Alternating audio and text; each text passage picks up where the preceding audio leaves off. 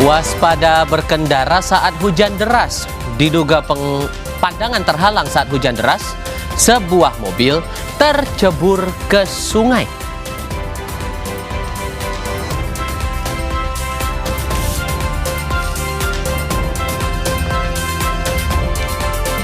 Komika Panji Pragiwaksono menjalani sidang adat suku Toraja terkait materi stand up komedi pada 2013 lalu yang dinilai menghina adat Toraja.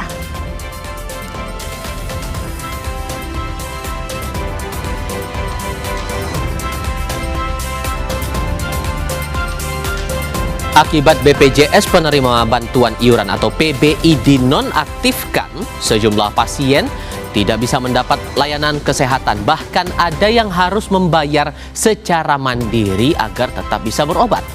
Lalu apa solusi ke depan agar masalah ini tidak terulang lagi? Kami punya diskusinya pagi ini.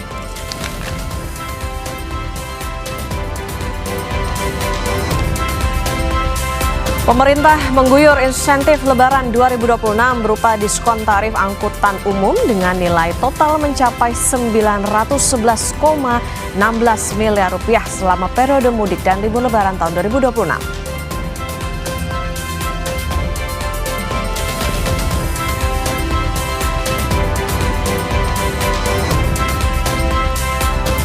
Presiden Prabowo Subianto bertemu 5 pengusaha nasional di Padepokan Garuda Yaksa Hambalang Bogor Selasa malam.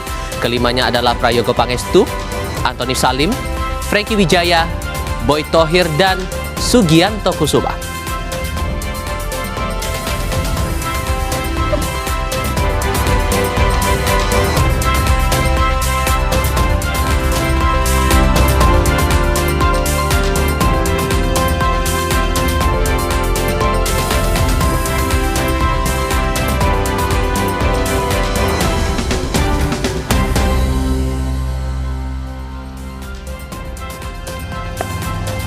Selamat pagi saudara, Sapa Indonesia Pagi kembali hadir hari ini Rabu 11 Februari 2026 bersama saya Putri Oktaviani. Dan saya Tifa Solesa. Hari ini 11 Februari sudah lewat dari pukul 7 yang sudah memulai aktivitas hari ini. Semoga dalam keadaan sehat, tidak kurang satu apapun ya. Terutama untuk Anda yang saat ini sedang berjuang untuk sembuh dari penyakit. Mungkin tampaknya lagi berjuang banget sekarang ini untuk bisa tidak kena penyakit lagi, bisa pulih begitu ya. Nah, ngomong-ngomong soal penyakit, ini kan sebetulnya masih jadi bahan obrolan. Walaupun kemarin kita juga sempat singgung di Kompas Bisnis, Okta, soal program iuran dari BPJS Kesehatan yang sudah hari atau di awal pekan ini dilakukan rapat antara pemerintah bersama dengan DPR.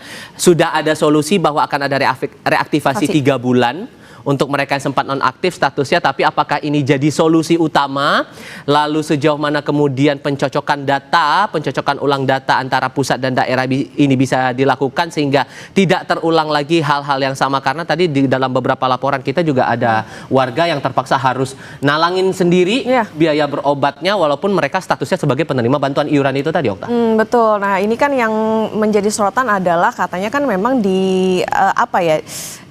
diatur lagi begitu penerimanya sudah sesuai atau tepat sasaran, belum ada desilnya masing-masing. Nah, kita harapkan kalau nanti datanya sudah dicocokkan, ini juga tetap tepat sasaran tentunya, terutama bagi mereka yang sangat bergantung pada PBI itu. Karena kan itu tadi ya Tifal, kemarin yang kenapa menjadi ramai karena ya mereka yang mau cuci darah termasuk ini ternyata dinonaktifkan tiba-tiba. Tanpa sosialisasi, belum tahu kabar, tiba-tiba namanya hilang. Nggak bisa jedar-jedor ya. Disitulah dar-der-dor terjadi. Lebih lengkapnya nanti kita akan sajikan di segmen diskusi, termasuk nanti akan tetap seperti biasa ya, Kompas Bisnis juga punya sorotan dari dunia ekonomi dan bisnis. Tapi sebelum kita mulai, seperti biasa kita akan hadirkan ragam peristiwa yang terjadi di beberapa daerah di Nusantara. Salah satunya adalah ini, diduga pandangan terhalang saat hujan deras, sebuah mobil tercebur ke sungai. Mobil sempat terbawa arus sepanjang 200 meter hingga akhirnya tersangkut ke dasar sungai.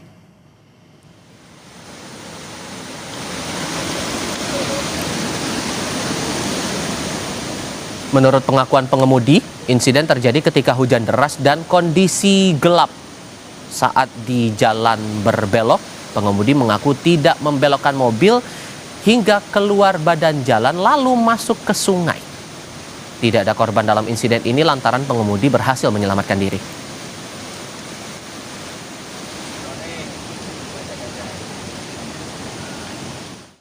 Sana hujan deras banget, gelap. Terus aku malah lurus ke sini. Ya, posisi driver dengan karimun yang kecil, dengan derasnya air yang waktu itu hujan deras, dia masih berada di dalam, terseret sampai di pas tikungan itu hampir 200 meter. Akhirnya Mas Akbar ngejar di sana bareng-bareng dengan relawan dan tim yang lain. Alhamdulillah driver bisa kita evakuasi. Dan Berikutnya, saudara, polisi mengejar pengedar narkoba di Jalan Lintas Medan Tebing Tinggi, Sumatera Utara. 3 pelaku diringkus polisi.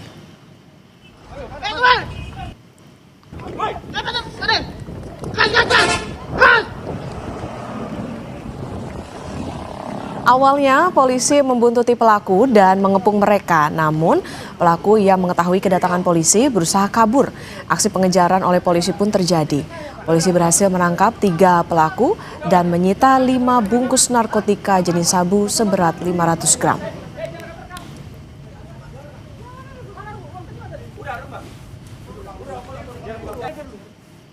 Barang bukti yang kami bisa amankan itu kurang lebih 1 buah tas dan ada 5 bungkus sabu yang masing-masing berisi 100 gram, jadi seluruhnya ada 500 gram, dan 3 orang pelaku inisial F, R, dan J. Dari kasus kecelakaan yang menyebabkan seorang WNI meninggal, saudara, KBRI Singapura menyebut sopir penabrak sudah berstatus tersangka. KBRI Singapura memastikan sopir penabrak 2 WNI di Singapura sudah ditetapkan sebagai tersangka pada hari yang sama saat kejadian. Sesuai aturan hukum Singapura, meski berstatus tersangka, sopir belum ditahan. Penahanan menunggu putusan dari pengadilan setempat.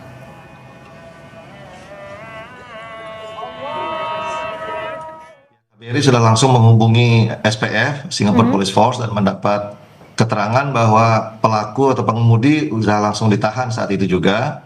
Namun itu tadi berdasarkan aturan di Singapura tidak bisa menahan seseorang sebelum adanya keputusan pengadilan selama 2 kali 24 jam ya, yaitu 48 jam. Jadi sementara ini statusnya masih tersangka namun tidak ditahan di polisi. Jadi dengan jaminan ya dibebaskan dalam bentuk jaminan. Itu masih menunggu proses penyelidikan berikutnya. Tentu dia akan dipanggil kembali untuk ditanyai lebih lanjut.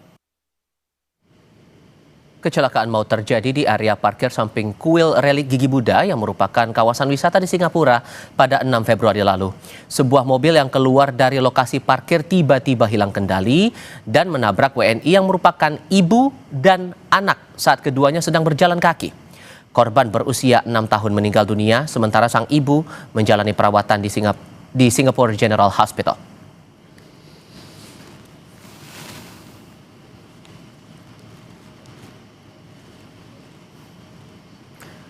Kita ke sorotan lain, saudara. Puluhan mobil pengangkut sembako tertimbun longsor di Jalan Trans Papua ruas Jayapura Wamena. Longsor membuat 6 titik di Jalan Trans Papua putus total.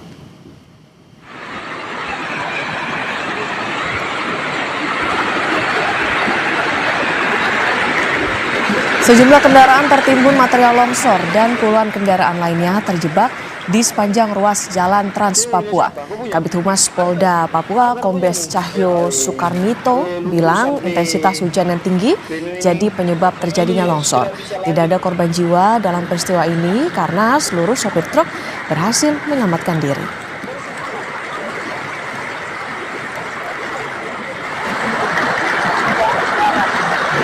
Sejak hari Minggu tanggal 8 Februari 2026, jalur Trans Papua yang menghubungkan Jayapura dan Wamena putus total. Beberapa kendaraan tertimbun longsoran tanah dan puluhan terjebak tidak bisa melanjutkan perjalanan.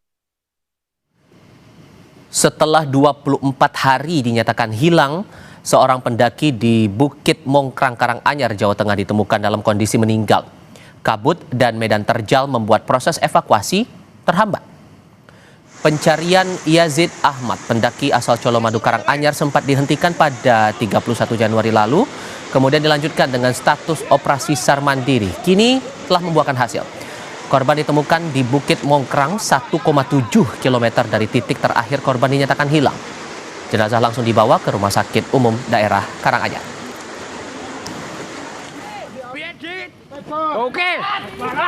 Atas ke wilayah jalur Mongkrang itu sendiri cukup curam, sehingga diambil jalur yang lebih landai, yaitu mengikuti jalur sungai. Demikian informasi yang kami terima, dan kami lihat juga di peta pun sama. Untuk jalurnya memang agak sedikit terjal kalau dilihat dari kontur yang ada di wilayah tersebut.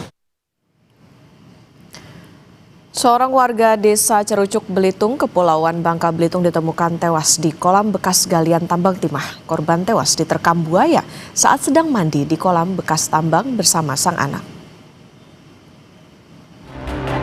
Seorang pria ditemukan tewas diterkam buaya di kolam bekas galian tambang timah. Peristiwa itu bermula saat korban bersama anaknya mandi di kolam bekas tambang timah. Tiba-tiba seekor buaya muncul dari dalam air dan langsung menerkam korban. Anak korban langsung berlari meminta tolong warga sekitar. Tim SAR sempat kesulitan mengevakuasi jenazah korban karena masih dalam penguasaan buaya. Hingga akhirnya jenazah berhasil dievakuasi dan dibawa ke rumah sakit untuk penanganan lebih lanjut. Tim SAR gabungan telah berhasil mengevakuasi korban yang diterkam buaya di Desa Cerucuk. Alhamdulillah korban sudah ditemukan dalam keadaan meninggalnya. Selanjutnya korban dievakuasi ke Rumah Sakit Umum Tanjung Pandan.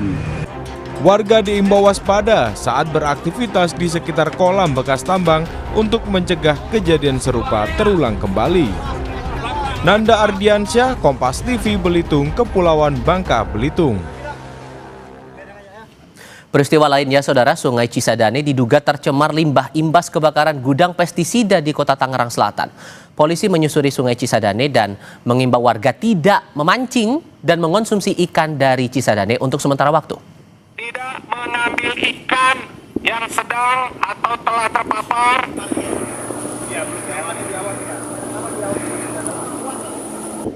Polres Metro Tangerang Kota menyusuri aliran Sungai Cisadane untuk mengimbau warga tidak memancing dan mengonsumsi ikan dari sungai itu untuk sementara waktu. Di tengah penyusuran, polisi juga masih menemukan sejumlah warga yang nekat memancing dan menjaring ikan di sana. Berupa himbauan-himbauan kepada masyarakat, tentunya yang di sepanjang aliran Sungai Cisadane, ya, harus monitoring, melakukan upaya-upaya pencegahan, ya, misalkan tidak memakan ikan, ya, atau bangkai ikan yang mungkin tercemar dengan zat kimia maupun menggunakan air yang masih dalam tercemar. Imbauan itu keluar karena ini, Saudara, sebuah gudang penyimpanan bahan kimia pestisida di kawasan pergudangan Taman Teknosetu Tangerang Selatan terbakar pada Senin dini hari. Polisi masih menyelidiki penyebab kebakaran, namun diduga limbah bahan kimia pestisida mengalir ke saluran air hingga mencemari Sungai Cisadane.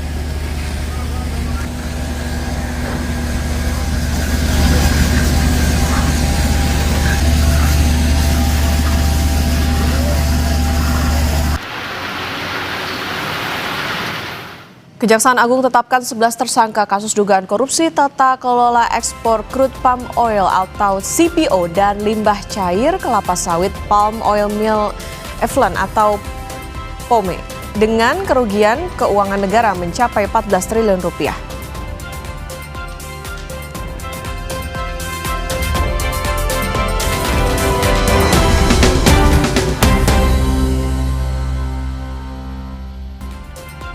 Kembali di Sapa Indonesia Pagi, Saudara. Pekan ini, jalan berlubang di Jakarta menjadi sorotan karena menimbulkan korban luka hingga korban jiwa. Jalan berlubang menjadi ancaman bagi pengendara.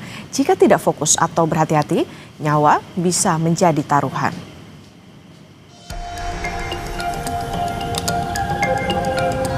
Seorang pelajar meninggal usai jatuh dari sepeda motornya yang melintasi jalan berlubang di kawasan Matraman, Jakarta Timur. Korban diketahui merupakan siswa salah satu SMK negeri di Jakarta. Menurut saksi mata, awalnya korban melaju dengan motornya di Jalan Matraman Raya menuju Salemba. Namun sepeda motor korban kemudian mengenai lubang di jalan hingga akhirnya korban terjatuh dan tewas seketika. Ibu korban histeris saat mengetahui anaknya yang pamit berangkat sekolah meninggal dunia dalam perjalanan. Jenazah korban kemudian dievakuasi petugas ke Rumah Sakit Polri Kramat Jati. Awal jadinya ikutin recovery 2, ikutin recovery ring-ringan. Mungkin di situ deh kencang, ingin dari lubang tuh, kena lubang, hilang keseimbangan, jatuh langsung, nusuk gini palanya. Berapa orang? Iya dong, sendiri. Atas kecelakaan di jalan berlubang tersebut, Gubernur Jakarta Pramono Anung bilang, Pemprov DKI Jakarta bertanggung jawab penuh atas kecelakaan yang menyebabkan korban meninggal. Gubernur DKI juga telah memerintahkan Kepala Dinas Bima Marga untuk menutup seluruh lubang jalan di Jakarta. Saya mewakili Provinsi DKI Jakarta turut berduka cita atas wafatnya Ananda Aldi Surya Putra, siswa SMK 34 Jakarta yang mengalami kecelakaan tunggal lalu lintas pada pagi ini. Kami sudah memantau hasil CCTV. Penyebab kecelakaan adalah jalanan yang licin dan berlubang. Biaya rumah sakit ditanggung sepenuhnya oleh pemerintah DKI Jakarta. Saya sudah minta semua jalan-jalan yang berlubang untuk ditutup, walaupun bersifat temporary. Tak berhenti memakan korban, di Jakarta Barat, tepatnya di Jalan Layang Grogol Lejen S. Parman, seorang pengendara ojek online terjatuh setelah motornya menghantam lubang. Korban tak sadarkan diri dan mengalami luka di bagian kepala. Petugas kesehatan Provinsi DKI Jakarta yang tiba di lokasi memberikan pertolongan pertama. Korban lalu dievakuasi ke Rumah Sakit Sumber Waras untuk dirawat. Ini bahaya banget, karena ini dari sana itu benar-benar nggak kelihatan, apalagi kondisi pas hujan. Karena di sana nanjak kan ini akan turunan, jadi nggak kelihatan sama sekali. Mobil aja nggak kelihatan, apalagi kalau motor. Ini bahaya banget sebenarnya. Udah lama ini lubang ini, udah lama, udah ada hampir sebulan lah kayaknya, sebulan. Di Tangerang, Banten, seorang wartawan juga menjadi korban setelah motornya menghantam lubang di Jalan MH Tamrin. Dia menderita patah tulang di bagian wajah serta luka di telapak tangan dan kaki. Kini, korban harus menjalani proses penyembuhan untuk bisa kembali pulih. Tim Liputan, Kompas TV. Kita ke informasi berikutnya, Saudara. Kejaksaan Agung tetapkan 11 tersangka kasus dugaan korupsi tata kelola ekspor crude palm oil atau CPO dan limbah cair kelapa sawit atau POME. Kejagung menaksir kerugian keuangan negara akibat kasus ini mencapai 14 triliun rupiah.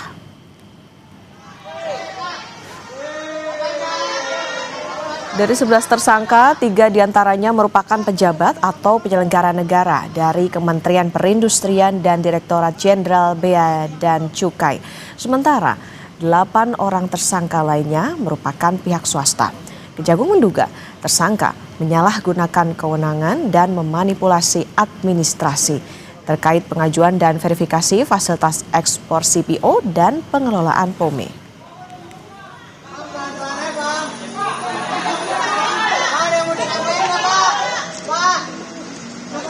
Melakukan beberapa pemeriksaan terhadap saksi-saksi dan alat bukti, baik alat bukti surat dan alat bukti elektronik, di mana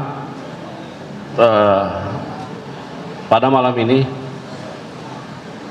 penyidik telah menetapkan 11 tersangka dalam perkara dugaan tindak pidana korupsi penyimpangan ekspor CPO dan produk turunannya tahun 2022-2024.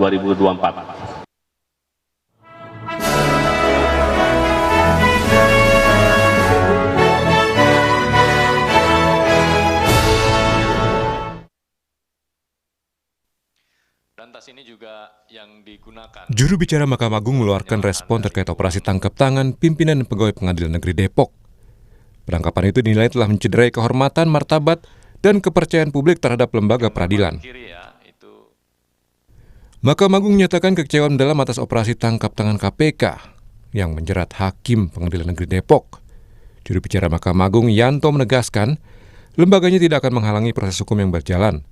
Bahkan MA siap mengeluarkan izin penangkapan dan penahanan terhadap hakim yang diduga terlibat tindak pidana korupsi.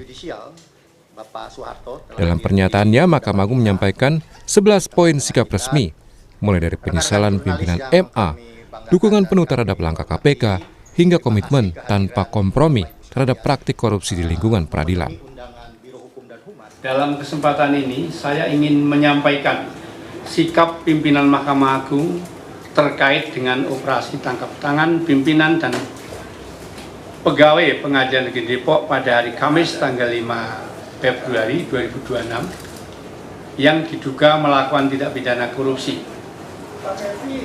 Yang pertama, atas peristiwa tersebut Ketua Mahkamah Agung menyatakan kecewa dan sangat menyesal peristiwa yang telah mencederai keluhuran harkat dan martabat hakim, dan perbuatan tersebut juga telah mencoreng kehormatan dan marwah institusi Mahkamah Agung RI.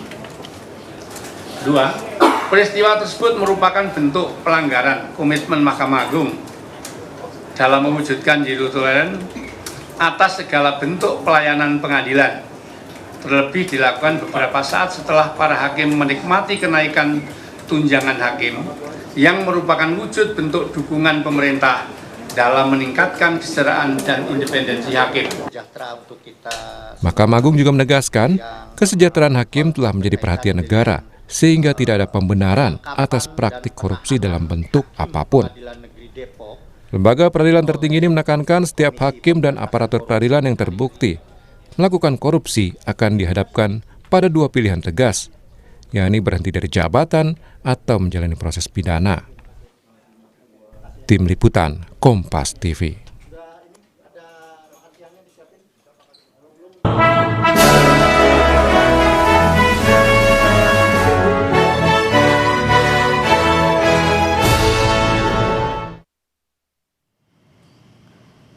Akibat BPJS penerima bantuan iuran atau PBI dinonaktifkan, sejumlah pasien tidak bisa mendapatkan pelayanan kesehatan. Bahkan ada yang harus membayar secara mandiri agar tetap bisa berobat. Bagaimana solusi ke depan agar masalah ini tak terulang? Kita akan bahas dalam dialog usai jeda bersama Tifal Solesa.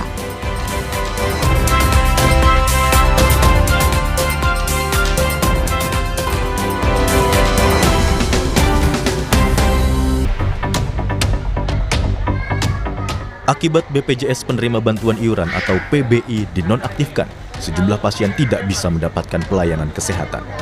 Sebelumnya, Meni, pasien penerima bantuan iuran atau PBI jaminan kesehatan, terpaksa pulang kembali ke rumah dan tidak bisa berobat di rumah sakit umum daerah karena BPJS PBI miliknya dinonaktifkan. Meni mengaku tidak tahu jika BPJS PBI sudah dinonaktifkan sehingga tidak lagi bisa menerima jaminan kesehatan. Meni pun harus menunggu waktu agar BPJS PBI miliknya bisa diaktifkan kembali. Pak, sekarang mau berobat, sebulan sekali berobatnya, nggak aktif Pak. Rumah kebanjiran ini Pak. Jadi tadi kaget nggak dengan dinonaktifkan itu ya? Nggak aktif deh tadi itu, iya pasti. Iya, bulan depan masih aktif bulan depan. Ya mau diaktifkan Pak, iya. Di Bandung, Jawa Barat, seorang warga peserta BPJS Kesehatan PBI terpaksa melakukan pembayaran secara mandiri saat mengetahui kartu BPJS Kesehatannya tidak bisa digunakan saat berobat. Terakhir kali dirinya menggunakan kartu BPJS Kesehatannya pada November 2025 lalu. Sempat nanya kenapa nggak aktif, ya ini katanya udah lama nggak dipakai, jadi nggak aktif. Kalau yang anak saya gitu. Alasannya gitu, udah lama nggak dipakai, nggak aktif. Oh, terus akhirnya berobatnya gimana deh?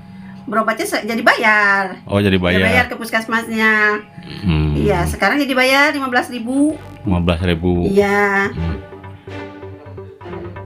Senin lalu, saat rapat bersama DPR, Menteri Sosial Syaifullah Yusuf menegaskan pemerintah tidak mengurangi jatah penerima BPJS Kesehatan, penerima bantuan iuran atau PBI.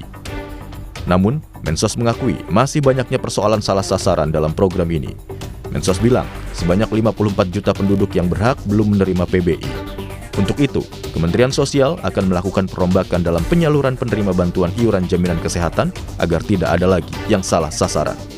Bansos maupun subsidi sosial itu tidak tepat sasaran. Data Dewan Ekonomi Nasional menunjukkan misalnya program PKH dan bantuan sembako yang melalui Kementerian Sosial itu ditengarai 45% tidak tepat sasaran. Direktur Utama BPJS Kesehatan Ali Gufron Mukti menjelaskan, BPJS Kesehatan tetap berfokus menjaga akses layanan kesehatan. BPJS Kesehatan berada di sisi demand, bukan supply layanan kesehatan. Ini BPJS itu tugasnya umumnya adalah di demand side-nya, sedangkan supply side itu bukan BPJS. Ini orang yang sering salah. Jadi supply side itu contohnya dokter, vaskes, terus masalah obat, masalah alat kayak gitu, itu bukan BPJS. Nah, BPJS itu bagaimana orang bisa akses dengan kualitas tertentu tanpa kesulitan keuangan gitu. Kementerian Sosial dulu, yang sosial datanya dari BPS, Kementerian Sosial, nah ini ke Kemenkes lalu didaftarkan ke BPJS, intinya seperti itu. BPJS dari peserta yang dinonaktifkan itu, asal SK Kemensosnya jelas, kita ngikutin gitu. Untuk saat ini, DPR dan pemerintah sepakat bahwa seluruh layanan kesehatan BPJS Kesehatan penerima bantuan iuran harus dibayar pemerintah 3 bulan ke depan. Kesimpulan ini diambil setelah kisruh penonaktifan BPJS PBI terhadap sejumlah peserta. Tim Liputan, Kompas TV.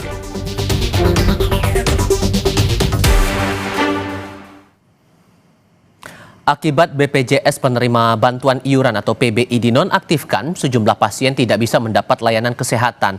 Bahkan ada yang harus membayar secara mandiri agar tetap bisa berobat. Lalu bagaimana solusi ke depan agar masalah serupa tidak terulang? Kami akan diskusikan ini bersama dengan para narasumber. Bergabung lewat sambungan dalam jaringan ada anggota Komisi 9 DPR RI fraksi PDI Perjuangan Edi Wuryanto dan Ketua Forum Berdaya Konsumen Indonesia Tulus Abadi. Selamat pagi semuanya. Apa kabar dengan Tifal di sini? Selamat pagi Mas Tifal. Terima kasih semua sudah bergabung bersama kami.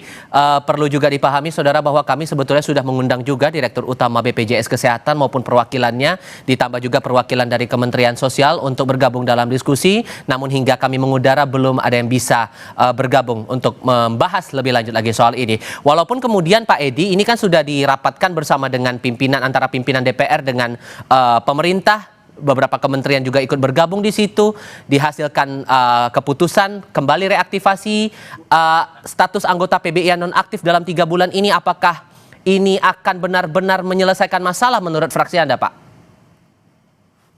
Ya, secara jangka pendek solusi yang diambil sepakat antara DPR dan pemerintah baik ya. Artinya 11 juta harus dinonaktifkan kembali oleh Kemensos, dan itu perlu regulasi teknis kan, karena kalau nggak ada regulasinya nanti rumah sakit dan BPJS yang dirugikan.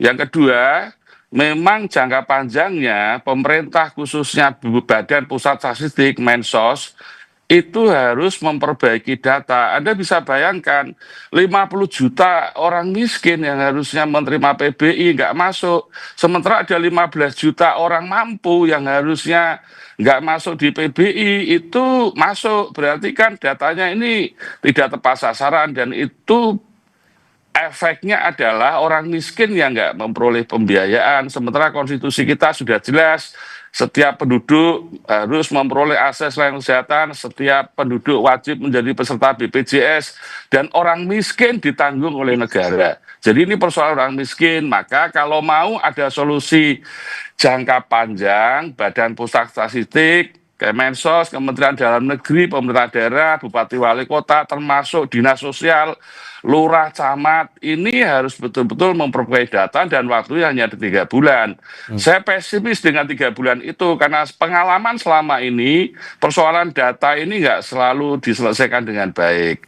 Oleh karena itu, Kemensos, terutama BPS, Kemendagri harus bekerja keras, ground checking harus dilakukan, door to door dilakukan, kunjungi orang-orang miskin, lalu pastikan mereka memperoleh PBI. Kalau misalnya orang miskin itu berubah menjadi mampu dan dia harus bayar sendiri untuk menjadi peserta mandiri, ya jelaskan dengan baik.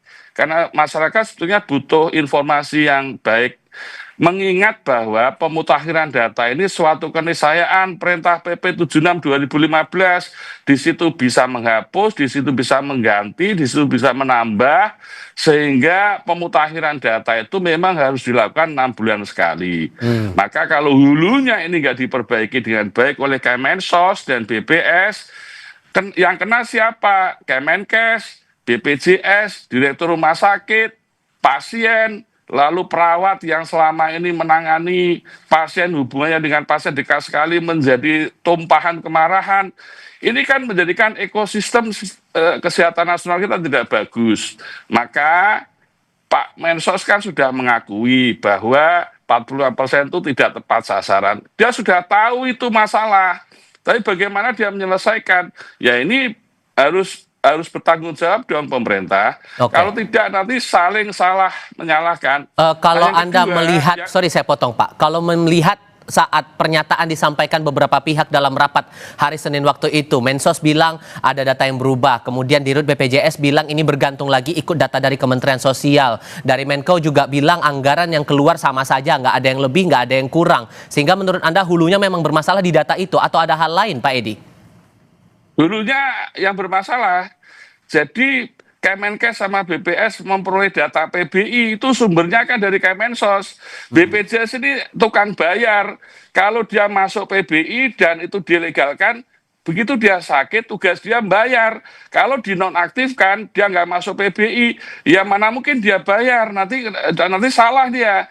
Karena dasar BPJS itu adalah SK dari Kemensos soal PBI itu. Oleh karena itu nggak usah saling menyalahkan lah.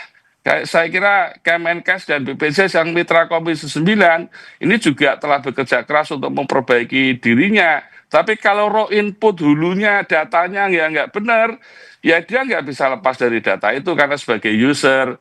Karena itu kalau akar masalahnya ini mau diperbaiki, data presisi setiap desa by name by address, desil 1 sampai 10, lalu yang mendapat PBI desil 1 sampai 5, by name by address-nya harus jelas.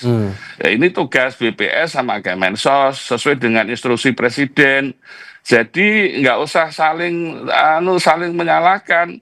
Sekarang saatnya memperbaiki. Kalau ini tidak diperbaiki sampai kapanpun, persoalan PBI JKN ini nggak akan selesai. Itu. Nah, yang kedua saya ingin sampaikan masyarakat yang merasa dirinya PBI harus proaktif juga untuk mengecek dirinya sendiri. Dia bisa datang ke kantor BPJS, dia datang ke dinas sosial, dia bisa menggunakan online yang sudah disediakan oleh BPJS dan pemerintah. Kan banyak media untuk melihat status kepesertaannya yang PBI JKN ini. Jadi dengan demikian pemerintah yang memperbaiki, masyarakat juga proaktif, waktu 3 bulan baru kemudian bisa diselesaikan dengan baik, sehingga nanti akan terlihat siapa desil 1 sampai 5 dan siapa yang berhak memperoleh PBI APBN. Mas Tulus, Anda merasa juga hulunya memang soal data saja kalau melihat pernyataan dari berbagai pihak dalam rapat waktu itu? Ya, pertama saya prihatin dulu karena di negara yang Pancasilais ternyata ada masyarakat yang terlantar tidak diobati hanya karena faktor administrasi dan tata kelola. Ini sangat menyedihkan ya. Oleh karena itu dari kasus yang terjadi dan kemudian respon cepat dari pemerintah dan DPR kemarin yang kemudian memberikan solusi 3 bulan ke depan akan dicairkan gitu ya. Tetap ini saya kira satu hal yang positif yang kita apresiasi, tetapi jangan sampai ini menjadi solusi temporer. Jangan sampai ini menjadi solusi instan. Ya, bahwa saya sepakat dengan Pak Edi, ada persoalan data dari sisi hulu, ini penting, tetapi saya kira yang juga harus disorot adalah masalah tata kelola. Bagaimana pemerintah dan pihak-pihak terkait dalam menentukan kualifikasi siapa sebenarnya yang layak mendapatkan PBI. Ya, ini yang menurut saya masih harus dituntaskan. Misalnya ya, ada indikator yang menurut saya juga bagus, orang yang dengan indikator medis kronis itu mestinya dimasukkan dalam penerima PBI. Karena dengan kondisi ekonomi makro yang saat ini menurut saya belum baik-baik saja, kemudian ada 11 juta orang yang mengalami peningkatan ekonomi, saya masih ragu ya kalau kemudian orang tersebut 11 juta itu dikeluarkan dari status PBI karena kemudian mengalami peningkatan ekonomi. Bahwa selama ini ada data yang tidak tepat, ya menurut saya itu memang faktualnya seperti itu. Kedua, kalau seseorang akan didiskualifikasi dari PBI, status PBI-nya, ya tidak cukup hanya informasi secara instan, tapi mestinya ada grace period, ada masa tenggang. Ya, si konsumen, si pasien itu diajak bicara, sebulan sebelumnya dikasih tahu, bahwa kamu akan dinonaktifkan. Nah, dalam situasi seperti itu kan ada ruang diskusi, ada ruang debat, apakah memang dia memang layak dikeluarkan atau sebaliknya. Karena di lapangan yang saya baca di medsos, banyak masyarakat yang juga merasa aneh. Karena apa? Karena dirinya dikasih kualifikasi PBI, padahal dia merasa mampu. Nah, ini kan juga kesalahan-kesalahan yang selama ini tidak dilakukan dengan baik dalam konteks menentukan kualifikasi dan tata kelolanya. Jadi saya kira krusial poinnya adalah selain data adalah tata kelola diperbaiki, ya, sehingga betul-betul orang yang berhak untuk PBI itu memang punya status sosial, ekonomi, dan kesehatan yang penting, dan kemudian tidak salah di dalam mengkualifikasi bahwa yang bersangkutan adalah layak dan tidak layak PBI. Kalau kemudian data jadi hulu yang membuat akhirnya masalah seperti ini muncul, Pak, muncul pandangan begini, jangan-jangan di level terkecil daerah pemutakhiran data tidak berjalan maksimal juga, sehingga dari pemerintah daerah di level tingkat 2, tingkat 1 sampai ke pusat pun datanya juga salah. Begitu kan Mas Tulus?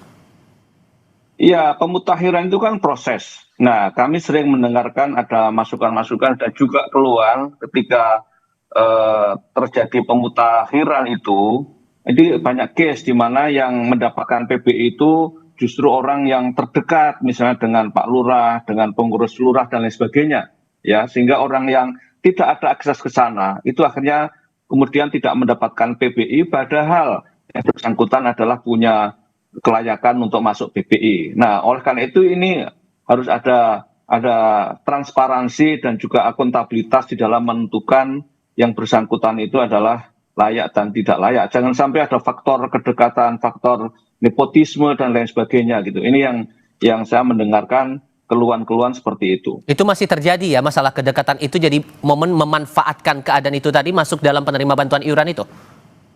Ya, salah satunya begitu. Tetapi saya kira tadi yang saya usulkan ada faktor indikator kerentanan medis kronis, ya. Kalau orang dengan kerentanan medis kronis di satu sisi dan di sisi lain juga status ekonominya belum kuat, ya jangan didiskualifikasi dong. Karena ketika dia masih rentan ekonomi, ya, kemudian dia punya penyakit kronis tadi cuci darah, kemudian dipandang secara fisik baik, kemudian dikeluarkan dari status PBI kan jadi kacau kan. Nah, ini yang saya kira karena kita tahu bahwa sakit kronis, apalagi cuci darah, itu kan ibarat pepatah dulu, sadikin, sakit sedikit jadi miskin. Nah, ini artinya kehadiran negara harus betul-betul jangan sampai hanya karena pertimbangan ekonomi, anggaran, kemudian orang-orang yang kerentanan ini justru didiskualifikasi dengan kriteria yang jelas. Oke. Ya. Masuk menyediakan anggaran 332 triliun untuk MBG bisa, kemudian ini ada efisiensi untuk masalah yang mendasar yaitu kesehatan. Pak Edi, karena sudah ada beberapa penerima bantuan iuran yang nonaktif, pada akhirnya mereka terpaksa mengeluarkan uang pribadi demi bisa melanjutkan pengobatan apapun di layanan kesehatannya. Nah, dengan kondisi seperti ini, apakah sesungguhnya dalam aturan hukum atau kebijakan yang ada sejauh ini memungkinkan tidak penggantian uang bagi mereka yang harusnya menerima iuran itu diganti duitnya? Orang miskin desil 1 sampai 5 dia punya hak, negara punya kewajiban. Jadi kalau ada orang miskin sampai bayar sendiri berarti kita semua yang dosa, negara dosa, pemerintah dosa, nggak boleh. Yang kedua, yang penting diaktifkan saja. Dia masyarakat tuh nggak butuh kok diganti duitnya, itu nggak butuh kok. Asal dia yang 54 juta harus masuk itu dimasukkan. Yang 15 juta yang mampu, yang harusnya dia keluar dari PB keluarkan. Jadi ada ketegasan di situ. Nah soal penggantian saya pikir kok itu terlalu jauh ya. Masyarakat juga nggak mengharapkan itu. Yang miskin dia dapat PB aja, masyarakat miskin sudah sangat senang sekali. Saya ini setiap hari dikomplain oleh 11 juta orang ini bagian dari itu. Karena di Blora dapil saya ada 21.630, di Grobogan ada 40.054 orang. Bayangkan kalau dia sakit, orang miskin datang ke rumah sakit, tahunya dia punya PBI, terus kemudian dinyatakan nonaktif saat itu juga. Mana masyarakat yang tidak bingung, nyari duit dari mana orang miskin, mau jual apa, kan tidak mungkin. Jadi harapan masyarakat sederhana. Orang miskin kasih dong PBI. Yang kalau kemudian kemarin dinonaktifkan, sekarang diaktifkan kembali buat regulasi. Itu sehingga masyarakat terlayani dengan baik. Dan saya berharap Menkes dan BPJS Kesehatan segera berkoordinasi dengan rumah sakit. Implikasi dari kesepakatan antara DPR dan pemerintah kemarin harus terdelivery dengan baik kepada rumah sakit. Jangan sampai nanti rumah sakit jadi korban. Dia sudah mau melayani, tidak menolak. Meskipun dia termasuk yang nonaktif tadi, kemudian karena regulasi pemerintah tidak jelas, nanti ujung-ujungnya mereka melayani tapi nggak diklaim oleh BPJS. Rugi dong rumah sakit. Jangan dong, nanti kerugian itu ditimpakan pada tenaga kesehatannya, tunjangannya dikurangi. Ini nggak bagus dalam ekosistem sistem kesehatan nasional. Jadi kesepakatan kemarin, waktu bagi pemerintah saatnya memikirkan orang miskin. Orang miskin jangan dijadikan objek, tapi jadikanlah dia subjek. Itu yang penting, menghargai orang miskin karena negara ini mereka sudah bayar pajak dan hak mereka memperoleh PBI, kembalikan hak itu secara manusiawi dan terhormat. Sehingga menurut Anda Pak Edi, kalaupun kemudian ada penggantian rugi seharusnya proaktif ya dari Pemdanya begitu kepada mereka yang harusnya penerima bantuan iuran itu? Ya itu baik kalau pemerintah mau mengganti ya. Tapi secara teknis sangat sulit itu. Secara teknis sangat sulit itu. Tapi kalau pemerintah mau membantu itu ya bagus sekali dan mereka harus proaktif.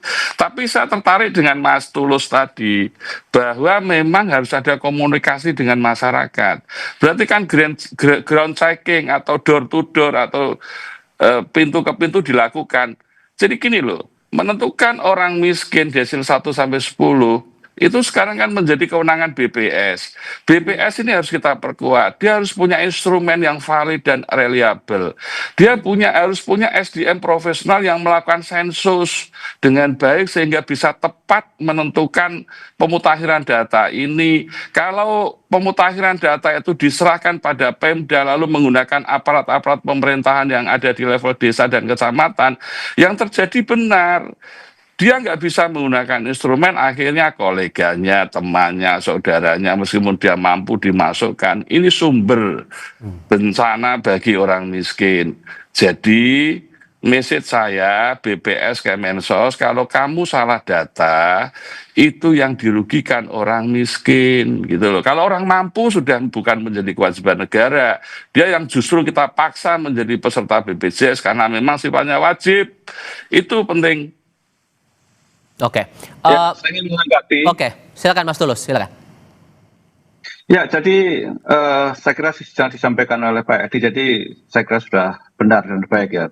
Nah, terkait dengan itu, di tengah kondisi kritis seperti sekarang, ya, seharusnya kan ketika Kemensos dan pemerintah secara keseluruhan membuat kebijakan pemutakhiran data dengan menonaktifkan sekian juta, 11 juta itu, secara empirik kan mestinya ada posko pengaduan, ada krisis center yang disiapkan sehingga kalau terjadi case semacam ini, itu penanganannya bersama-sama. Jangan sampai terjadi case atau banyak case kemudian justru si pasien ini dipingpong. Ya, kemarin misalnya dari kasus itu kan sangat sadis. Ini saya kritik pada rumah sakit ya, bahwa rumah sakit itu tidak boleh menolak pasien dengan kondisi apapun. Ini mandat undang-undang. Ya, apakah itu JKN atau non JKN, yang penting harus ditolong dulu. Nah, dalam kasus ini kan banyak pasien yang sudah disuntik mau dieksekusi cuci darah, ternyata dia nonaktif, dihentikan. Ini kan tidak manusiawi, ya. Ini dari si manajerial jelas kesalahannya pihak rumah sakit. Nah, tetapi dengan 11 juta yang dinonaktifkan, harusnya kan ada posko bersama untuk penanganan pengaduan yang muncul. Mosok kalah sama lembaga konsumen yang membuka posko pengaduan. Dalam arti jangan sampai begini. Dalam kasus yang kemarin kan si pasien dinonaktifkan, kemudian ke rumah sakit, sama rumah sakit disuruh ke BPJS. Dari BPJS disuruh ke Kemensos atau Dinsos. Dari Dinsos nanti disuruh ke rumah sakit lagi. Ini macam apa gitu.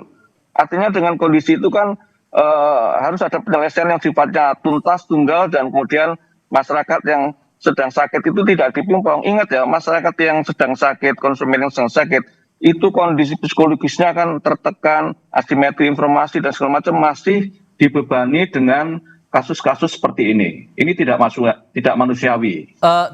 Nah, kalau kemudian kembali ke pertanyaan yang sama seperti saya berikan ke Pak Edi, Mas Tulus, memungkinkan tidak ruang untuk penggantian uang buat mereka? Karena logikanya gini, mereka yang harusnya terima bantuan iuran dengan alasan mereka terdesak ekonomi, malah terpaksa keluar uang, sementara untuk bertahan hidup saja mereka kesusahan. Ya, itu sangat mungkin dan harus dilakukan. Ya, karena ada kesalahan fatal tata kelola yang kemudian dengan pembelajaran yang tadi harusnya justru tadi yang saya katakan dengan buka posko pengaduan, maka salah satu cara tadi agar yang sudah membayar dan sudah kadung bayar harus dibalikin, ya, karena itu adalah kesalahan bukan kepada si pasien gitu. Justru ini yang saya kira dengan ini masyarakat bisa berbondong-bondong ke posko yang disediakan oleh BPJS atau yang lainnya, sehingga penyelesaian itu sifatnya komprehensif, ya, bukan dipingpong. Oke, masalah komunikasi antara BPJS dengan Pemda juga ini menarik dicermati. Menurut Anda, Pak Edi, sejauh mana perbaikan komunikasi dua lembaga ini harus dilakukan agar masalah penerima bantuan iuran ini nggak lagi ada drama masalah tidak tepat sasaran, salah alamat, dan yang lain-lain? Ya, selalu koordinasi antara pemerintah pusat dan pemerintah daerah yang bermasalah.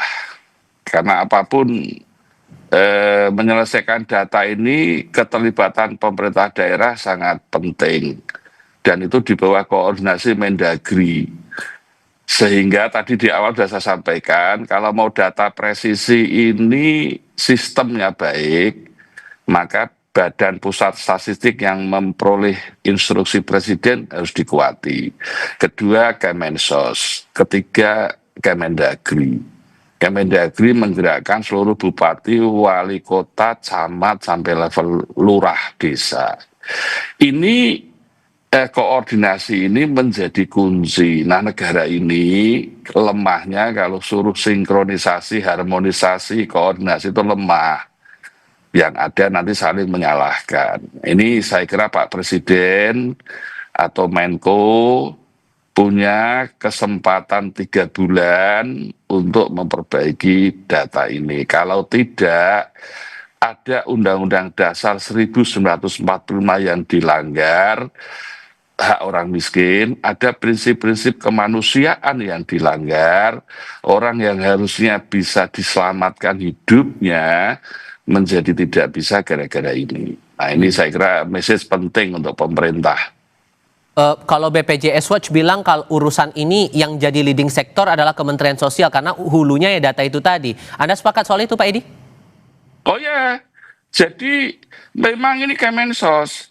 Dulu kan Kemensos punya data namanya DTKS. Nah, sekarang digeser ke DTSEN agar datanya tunggal. Nah, Kemensos ini instrumen yang dipakai adalah Badan Pusat Statistik. Jadi memang ini wilayah Kemensos dan BPS. Soal kerjasamanya dengan Kemendagri itu kan soal lapangan. Tapi siapa yang paling bertanggung jawab? Ya Kemensos dan BPS dong. Sesuai dengan instruksi Presiden. Oke.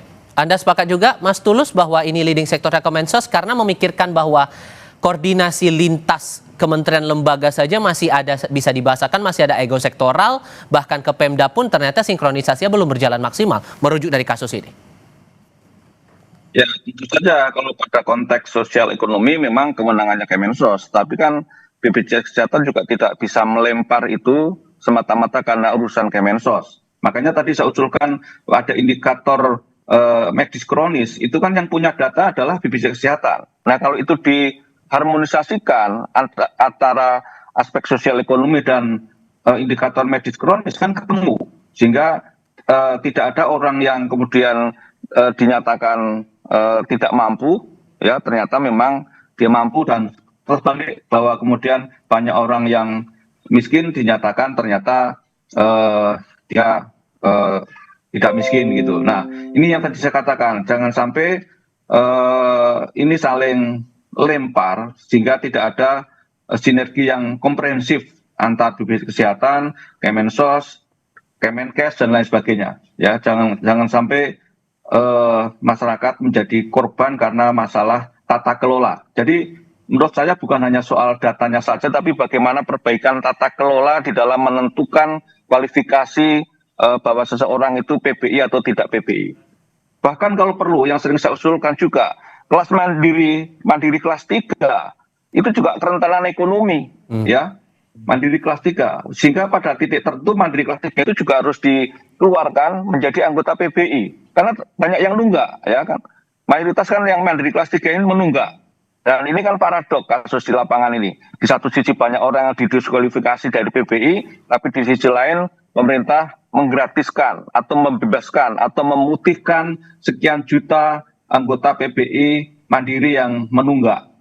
Nah, menunggaknya apa? Ya karena masalah sosial ekonomi juga. Ya, kelas mandiri kelas 3 ini juga rentan ekonomi yang pada titik tertentu ini juga bisa digeser menjadi anggota PBI gitu. Oke. Ekspektasi Oke, Mas Edi silakan. Mas Tifal, yang disampaikan Mas Tulus tadi benar. Kalau data desil 1 ya sekitar 23,36 juta lah. Lalu rentan miskin desil 4 67,69 juta lah. Jadi total ada 91,05 juta ya. Itu PBI APBN kan sudah ditetapkan 96,8. Masih ada sisa. Yang jadi persoalan kan yang pas-pasan, yang desil 5, itu 10% dari jumlah penduduk, sekitar 28 juta lah, kalau saya total 120 juta lah. Jadi menurut saya duitnya ada, Mas, tidak usah khawatir, APB-nya ada dan jumlah orang miskin juga klop gitu loh. Jadi ini hanya soal tata kelola. Maka ini fokus kita hari ini memperbaikan tata kelola dan kualifikasi tadi kan. Nah, yang kedua, yang disampaikan Mas Tulus tadi sudah diatur dalam Perpres 82 2018 bahwa pasien JKN dibiayai berdasarkan indikasi medis. Termasuk di dalamnya penyakit kronis, ada hemodialisis, ada kemoterapi, ada talasemia, ada leukemia, dan lain-lain. Itu sudah ada aturannya. Jadi kalau orang miskin masuk PBI sampai saat ini, dia mau cuci darah berapa kali pun, itu dibayar oleh BPJS. Jadi aman, Kemenkes, BPJS selama ini kawalan Komisi 9. Tapi kalau tidak masuk PBI, maka dia mesti bayar. Ini administratif. Karena itu perintah dari kesepakatan kemarin, BPJS diminta berkomunikasi, melakukan notifikasi kepada masyarakat yang dinonaktifkan. Ini penting message-nya, karena data ini yang pegang dua, data hulunya Kemensos, data hilirnya BPJS. Maka perubahan data itu yang tahu ya ada di Kemensos dan ada di BPJS. Kedua-duanya saling memberikan informasi kepada masyarakat. Itu yang penting. Masyarakat orang miskin itu butuhnya itu kok. Mas Tulus, terakhir ekspektasi Anda setelah 3 bulan nanti, ini kan 3 bulan reaktivasi mereka yang non-aktif, setelah itu ekspektasi Anda apa yang ada hal baru, apa yang harusnya bisa ditunjukkan oleh otoritas terkait untuk program PBI ini? Ini jangan hanya menjadi solusi yang instan, solusi yang temporer, ya. Karena kalau nanti 3 bulan beres, tapi kemudian solusinya hanya instan karena ada tekanan publik, kemudian nanti setelah itu masih menjadi masalah, ya artinya itu tidak menyelesaikan masalah, alias menyelesaikan masalah dengan masalah. Oleh karena itu saya tekankan tadi bahwa selama 3 bulan ke depan ini, selain menyelesaikan secara administratif dan anggaran, adalah bagaimana memperbaiki tata kelola sehingga dalam proses pemutakhiran data ke depan tidak terjadi salah tebang, ya. Jangan sampai ada orang meninggal karena negara tidak mengakomodir dan masalah administratif saja, gitu. Jadi fokus tadi saya katakan tata kelolanya harus betul-betul diperbaiki dan kemudian masyarakat menerima haknya sesuai dengan kapasitas ekonomi dan kesehatan mereka. Tadi saya katakan jangan sampai ada sadikin di antara kita. Oke, baik Mas Tulus Abadi, terima kasih. Pak Edi Wuranto juga terima kasih sudah mau berdiskusi bersama kami pagi ini. Sehat selalu semuanya, selamat pagi. Masih ada berita lain untuk Anda usai jeda. Tanah bergerak berdampak di Tegal hingga Semarang, Jawa Tengah, membuat warga terpaksa mengungsi ke tempat yang lebih aman. Tetap di Kompas TV.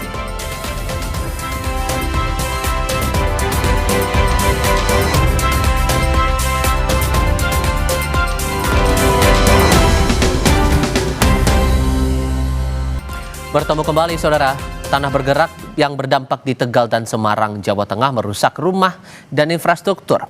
Ribuan warga terpaksa mengungsi ke tempat yang lebih aman.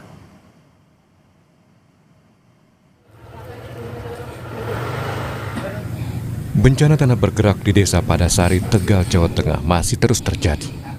Tempat tinggal warga hingga infrastruktur rusak akibat tanah bergerak. Akibatnya warga harus mengungsi meski dengan keterbatasan sarana dan ketersediaan air bersih yang tidak sebanding dengan jumlah pengungsi. Terutama ini yang lebih kesulitan lagi dari kami adalah MCK. Keterbatasan kami di SD Padasari 2, karena saya ngajar di sini ya cuma 2, terus itu MCK portable juga kurang mencukupi lah. Dan juga anak saya udah mulai gatal-gatal karena memang keadaannya kurang air bersih, kurang air bersih. Tetapi bagaimana masyarakat nanti bisa eksis kembali, bisa mandiri, serta bisa melakukan kehidupan secara normal. Maka secara tidak langsung, contohnya di wilayah Tegal, ini dampaknya sangat luar biasa sekali. Bahkan terhitung sampai hari ini, kita nanti harus merelokasi hampir mendekati angka 800 rumah. Jadi 800 rumah itu nanti akan kita pindahkan. Bupati sudah saya perintahkan untuk menyarikan tempat dan sudah dapat tempat di wilayah perhutani yang nantinya sudah disurvei tidak mungkin adanya tanah bergerak. Maka pergeseran tanah juga terjadi di Kampung Skip, Kota Semarang, Jawa Tengah. Warga secara swadaya mendirikan tenda pengungsian di depan musala setempat untuk mengantisipasi jika nantinya kembali terjadi hujan yang mengakibatkan pergeseran tanah. Bagi warga yang tinggal di daerah yang terdampak, kita buatkan posko evakuasi apabila nanti malam atau hari ini terjadi hujan lagi. Sementara itu, pakar geologi lingkungan dan kebencanaan UGM, Dwi Korita Karnawati bilang, tanah bergerak dipengaruhi oleh curah hujan tinggi. Tanah bergerak di kontur yang landai, pergerakannya sistemik dan bertahap. Sebagian orang tidak menyadari jika ada pergerakan tanah di bawah rumah mereka. Sering terjadi di musim hujan. Tiba-tiba tanah retak-retak. Biasanya memotong jalan. Bahkan lantai rumah pun bisa terpotong menjadi retak. Berarti kekuatannya besar itu sebetulnya. Meretakkan lantai rumah. Dalam penelitian kami, tanah bergerak bisa mengakibatkan rumah itu terpotong ambles, turunnya tuh bisa 4 meter. Tapi pergerakannya tidak cepat. Perlahan-lahan. Jadi kadang-kadang kita tidak merasakan, tidak langsung anjlok, itu tidak. Perlahan sehari turun 1 cm, turun lagi 5 cm, turun lagi sampai akhirnya nggak terasa kalau hujannya semakin lebat, semakin meteran turunnya. Hingga kini petugas gabungan terus melakukan pemantauan intensif terhadap pergerakan tanah dan menyiagakan langkah antisipasi jika terjadi bencana susulan. Tim Liputan, Kompas TV. Bencana tanah bergerak merusak rumah warga dan infrastruktur di Tegal, Jawa Tengah. Kita tinjau perkembangan terbaru dari sana lewat laporan langsung jurnalis Kompas TV Novelia Hasana dan Prahayuda Febrianto. Sampai dengan saat ini apakah peristiwa tanah bergerak masih terjadi, Novel, dan apa kabar warga terdampak saat ini? Ya, selamat pagi Tifal dan juga saudara. Saat ini saya melaporkan langsung dari tempat terjadinya bencana tanah bergerak di Desa Padasari, Kecamatan Jatinegara, Kabupaten Tegal. Seperti yang tadi di belakang saya yang dapat digambarkan oleh kamera person saya, Prayudha Febrianto, tampak rumah warga yang sudah ambruk ataupun juga mengalami patahan dan juga jalanan juga yang sudah mulai patah dan tidak dapat dilewati oleh kendaraan roda 4, itu pun dengan roda 2 harus dengan berhati-hati.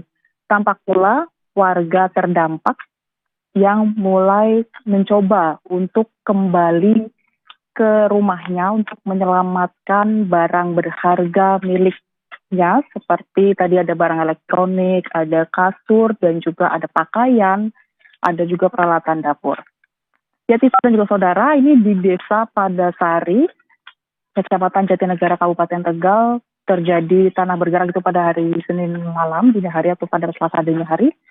Tampak ini rumah juga sudah tidak dapat ditempati kembali, sudah roboh, sudah tidak layak untuk ditempati, dan warga pun di Desa Padasari ini yang terkena dampak dari tanah bergerak sudah dievakuasi atau sudah diungsikan ke tempat yang lebih aman. Ada beberapa posko yang disediakan. Selain di posko pengungsian, juga ada warga yang menginap di rumah-rumah tetangganya yang lebih aman ataupun di rumah saudaranya.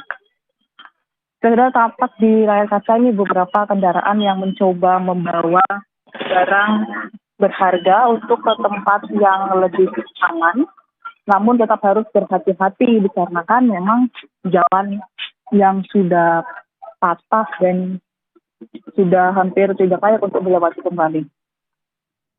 Tifal dan juga saudara, selain pengungsian juga dari relawan, dari Dinsos dan juga stakeholder terkait juga menyiapkan dapur umum, yang dimana ada sekitar 4 dapur umum untuk memberi logistik ataupun makanan kepada pengungsi.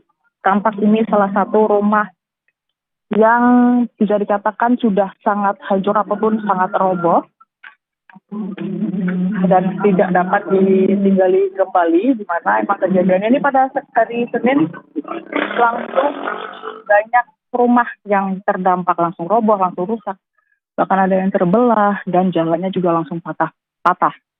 Jadi pada juga saudara, tadi kami sempat berbincang dengan beberapa warga di sini. Kejadian terakhir itu sekitar hampir 7 tahun yang lalu, namun yang tahun ini yang sekarang terjadi memiliki dampak yang paling besar daripada yang sebelumnya. Ya, tampak jalan sudah patah, sudah tidak bisa dilewati dengan kendaraan, dan juga ada warga yang mulai menyelamatkan barang-barangnya yang bisa diselamatkan.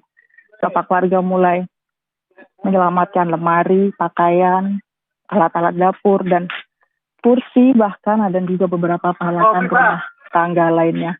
Tifal.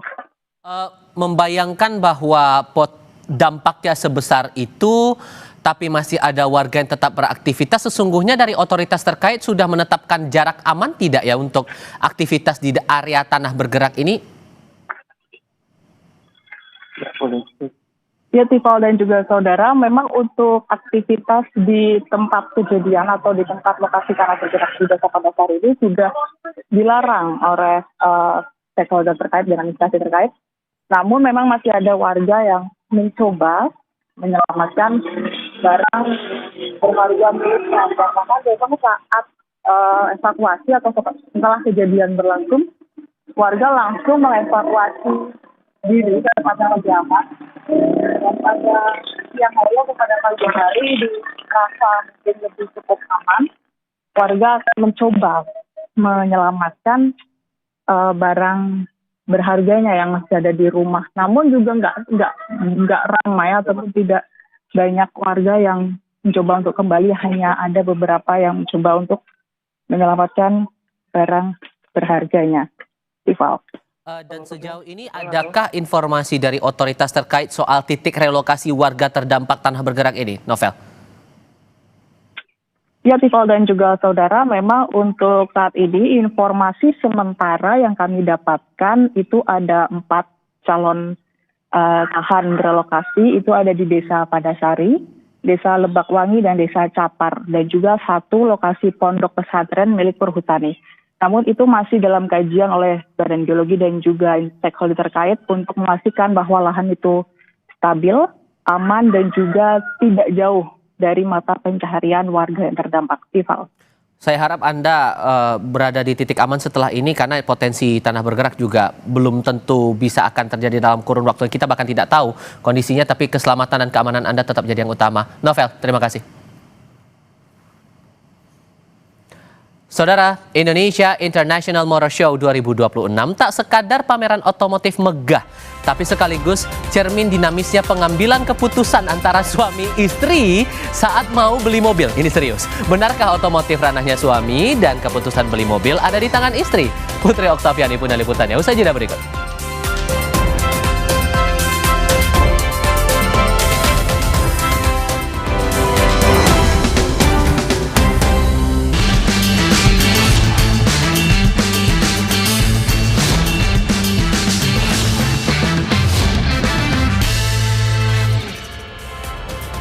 Saudara, Indonesia International Motor Show atau IIMS 2026 tak sekedar pameran otomotif megah, tetapi sekaligus cermin dinamisnya pengambilan keputusan antara suami dan istri saat mau beli mobil. Benarkah otomotif ranahnya suami dan keputusan beli ada di tangan istri? Berikut liputannya untuk Anda.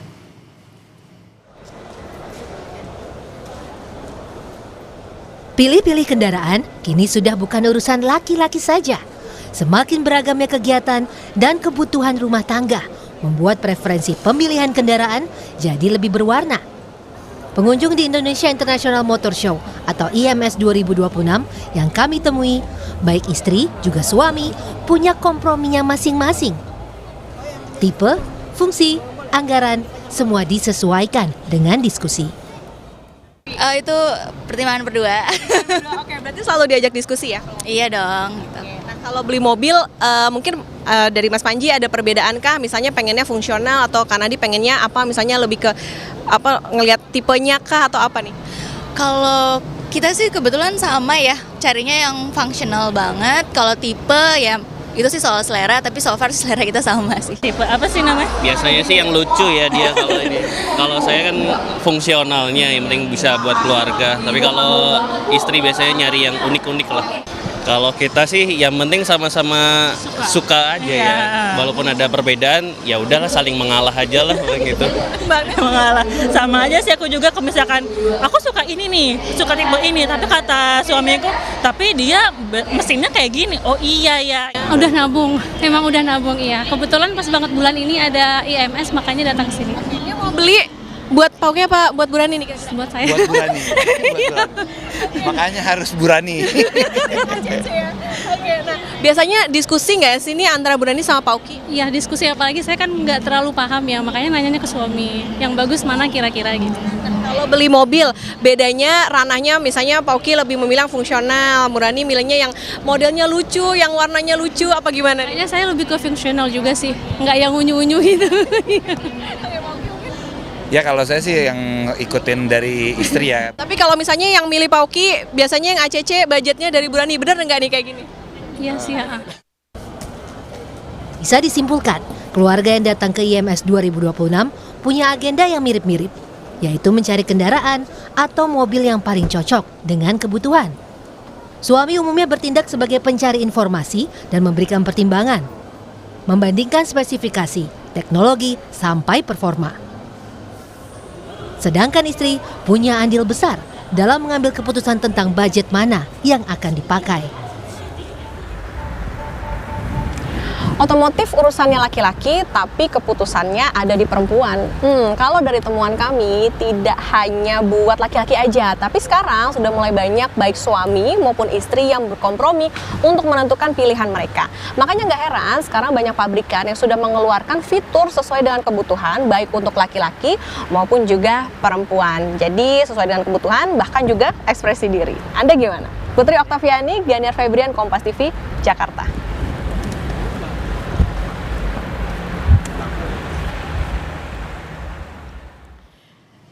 Tidak hanya urusan pameran otomotif, Indonesia International Motor Show 2026 juga menghadirkan hiburan berkelas lewat konser musik 11 hari. Berikut liputannya untuk Anda.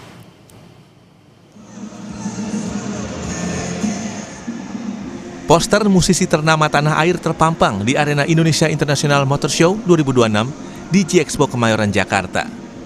Ya, Anda benar, mereka mengisi panggung hiburan IIMS 2026 yang digelar 11 hari non-stop sesuai durasi gelaran IIMS tahun ini.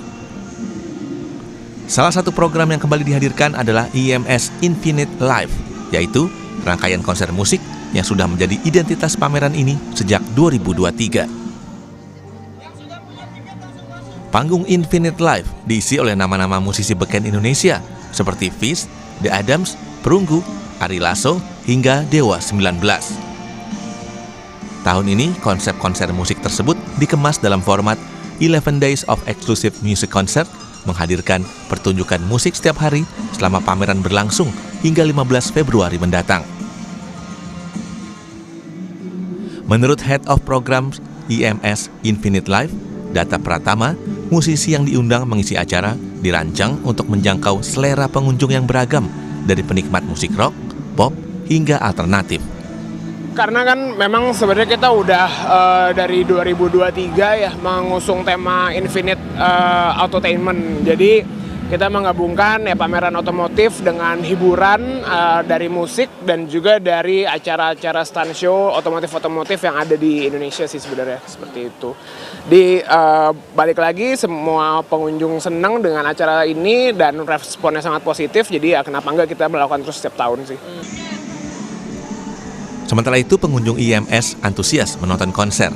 Tidak sedikit pengunjung tertarik masuk ke pameran karena adanya musisi ternama yang mengisi acara. Acaranya seru banget, rame, terus euforianya juga oke banget. Mantap. Keren banget. Ini kakak-kakak tadi tuh datang ke sini emang fokus buat nonton konser apa memang ngeliat juga pamerannya? Fokus nonton konser sih Kak, baru langsung masuk juga. Kalau aku. Berarti emang suka Fish ya? Suka banget. Suka Fish, India, sama Mesir semuanya. Dengan kombinasi pameran otomotif berskala internasional dan konser musik yang digelar selama 11 hari, IIMS 2026 diproyeksikan kembali menjadi ajang yang tidak hanya menarik bagi pecinta otomotif, tetapi juga bagi publik yang mencari sensasi hiburan musik dalam satu event. Benediktus Aditya, Ian Faris, Kompas TV, Jakarta.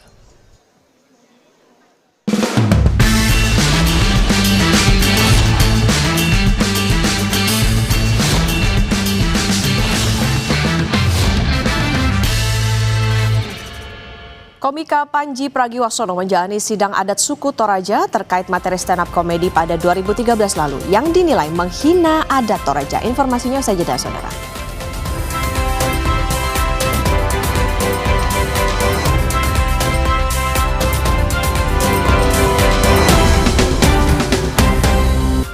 Kembali bersama kami, komika Panji Pragiwaksono menjalani sidang adat suku Toraja terkait materi stand-up komedi pada 2013 lalu yang dinilai menghina adat Toraja. Panji menerima sanksi adat dan menyampaikan permintaan maaf. Peradilan adat Toraja untuk Panji berlangsung di Tongkonan Kairo Sanggala Tanah Toraja. Panji meminta maaf dan mengakui kesalahan saat membawakan materi mengenai ritual adat Toraja. Panji menerima semua keputusan yang ditetapkan dalam sidang adat, termasuk sanksi memberikan 1 ekor babi dan 5 ekor ayam.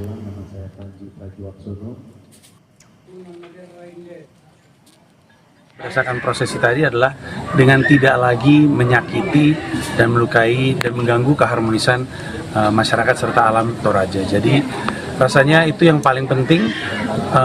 Ketika pemberitaan teman-teman naik juga ke media, saya rasa masyarakat juga jadi mengerti betapa indahnya proses budaya di Toraja. Tapi terlebih lagi menggarisbawahi yang tadi Hari sempat katakan, mungkin masyarakat Toraja dengan tradisinya mencontohkan seharusnya dialog seperti inilah proses penyelesaian masalah yang baik gitu. Saudara, petani tembakau dan buruh pabrik lokal Madura menggelar aksi damai di kantor Bupati Pamekasan, Jawa Timur. Mereka meminta pemerintah daerah dan Bea Cukai memberikan jalan keluar tentang beratnya harga cukai yang naik terus-menerus. Tidak hanya itu, massa juga menyampaikan aspirasi untuk aparat penegak hukum dan bea cukai tidak melakukan penangkapan sebelum memberikan solusi bagi keberlangsungan industri hasil tembakau.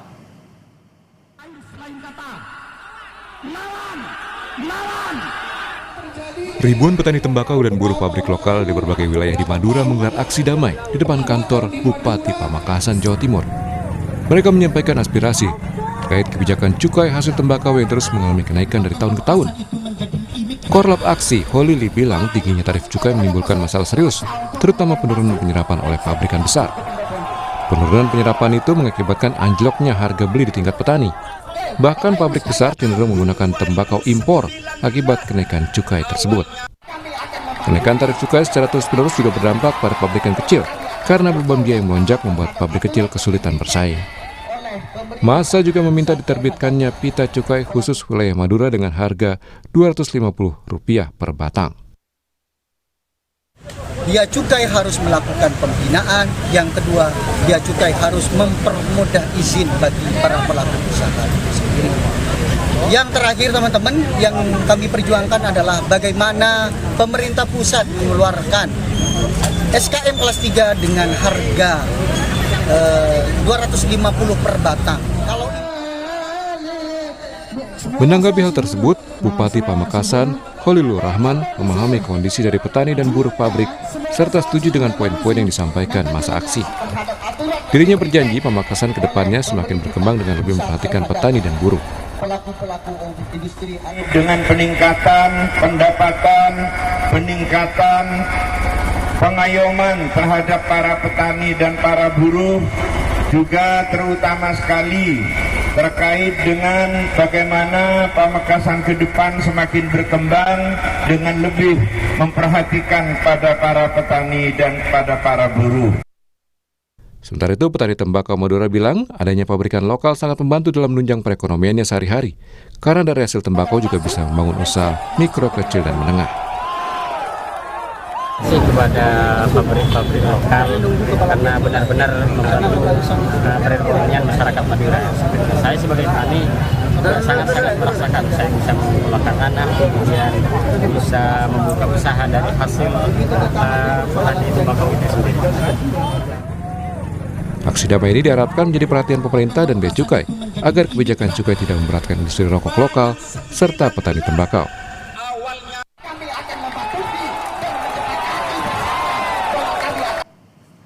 Saudara, PT Sarana Multi Infrastruktur Persero atau PT SMI menyalurkan pinjaman daerah senilai Rp765 miliar kepada pemerintah Kabupaten Gianyar, Bali.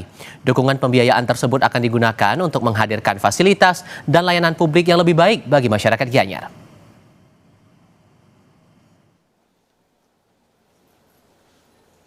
PT Sarana Multi Infrastruktur Persero atau PT SMI menyalurkan pembiayaan senilai Rp765 miliar kepada pemerintah Kabupaten Gianyar, Bali.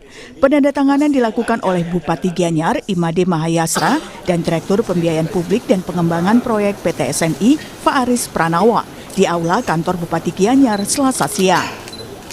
Penandatanganan disaksikan langsung Deputi Bidang Koordinasi Pengelolaan dan Pengembangan Usaha BUMN Kemenko Perekonomian Ferry Irawan, Direktur Utama PT SMI Reynaldi Hermansyah, Wakil Ketua 1 DPRD Kabupaten Gianyar Imade Suteja, serta perwakilan dari Kementerian PPN Bappenas. Pembiayaan ini dimanfaatkan untuk mendukung akselerasi pembangunan infrastruktur Gianyar, termasuk peningkatan 30 ruas infrastruktur jalan, pembangunan gelanggang olahraga berkapasitas 7.000 orang, serta pembangunan lanjutan gedung pusat pemerintahan yang terintegrasi. Baik, pembiayaan yang kami lakukan kepada Kabupaten Gianyar sebetulnya sudah sangat sesuai dengan wilayah ataupun strategi daripada Kabupaten Gianyar ini, khususnya dalam konteks untuk peningkatan pariwisata. Kita ketahui Pulau Bali merupakan destinasi wisatawan nasional maupun wisatawan internasional untuk Indonesia, sehingga kami sangat terdorong untuk membantu Kabupaten Gianyar dalam meningkatkan kemampuan dan kapasitas mereka, khususnya dalam meningkatkan pertumbuhan ekonomi di Kabupaten Gianyar ini. Hingga Desember 2025, PT SMI tercatat telah menyalurkan pembiayaan daerah secara nasional dengan total komitmen senilai Rp37,76 triliun dan total outstanding sebesar Rp15,64 triliun. Saya bersama Direktur Utama PT SMI menandatangani suatu kerjasama, yaitu bagaimana saya menurunkan daripada dana PT SMI sebesar 883 miliar, hampir mendekati 1 triliun untuk mendorong pembangunan infrastruktur yang ada di Gianyar. Ada beberapa yang saya mohonkan untuk jalan, untuk sekolah, untuk GOR, dan sebagian untuk kantor pemerintahan. Jadi tentu infrastruktur ini akan sangat berpengaruh terhadap efek daripada kelanjutannya, itu peningkatan daripada pendapatan, pengentasan kemiskinan, dari penampungan tenaga kerja, dan yang lain-lainnya.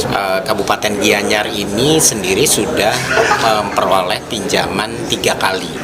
Nah, dari ketiga itu kinerjanya sangat baik, bahkan yang pertama sudah lunas. Total hampir sekitar 600 miliar, sudah 100 miliaran yang lunas, dan itu menunjukkan karakter yang baik dari Pemkab Gianyar, kapasitas yang memadai. Kedua, kami lihat juga dari proyeknya. Kita ada proyek pusat pemerintahan, proyek GOR, dan proyek jalan yang multiplier efeknya sangat tinggi bagi pertumbuhan ekonomi di daerah yang kita biayai. Nah, ini sejalan dengan apa yang menjadi mandat bagi PT SMI, yaitu membantu daerah untuk mencapai pertumbuhan ekonomi yang lebih tinggi lagi, dan karenanya secara nasional juga bisa mendukung target-target pemerintah pusat. Melalui pembiayaan ini, Pemkab Gianyar optimistis mampu memperkuat konektivitas jalur wisata, meningkatkan pendapatan asli daerah, dan memantapkan posisi Gianyar sebagai destinasi wisata bertaraf internasional. Kadek Santosa, Kompas TV, Gianyar, Bali. Okta akan kembali ke hadapan Anda dalam segmen Kompas Bisnis sesaat lagi. Presiden Prabowo Subianto bertemu 5 pengusaha nasional di Padepokan Garuda Yaksa Hambalang Bogor Selasa malam. Kelimanya adalah Prayogo Pangestu, Antoni Salim, Franky Wijaya, Boy Thohir, dan Sugianto Kusuma. Tetap di Kompas TV di channel 11 layar televisi Anda.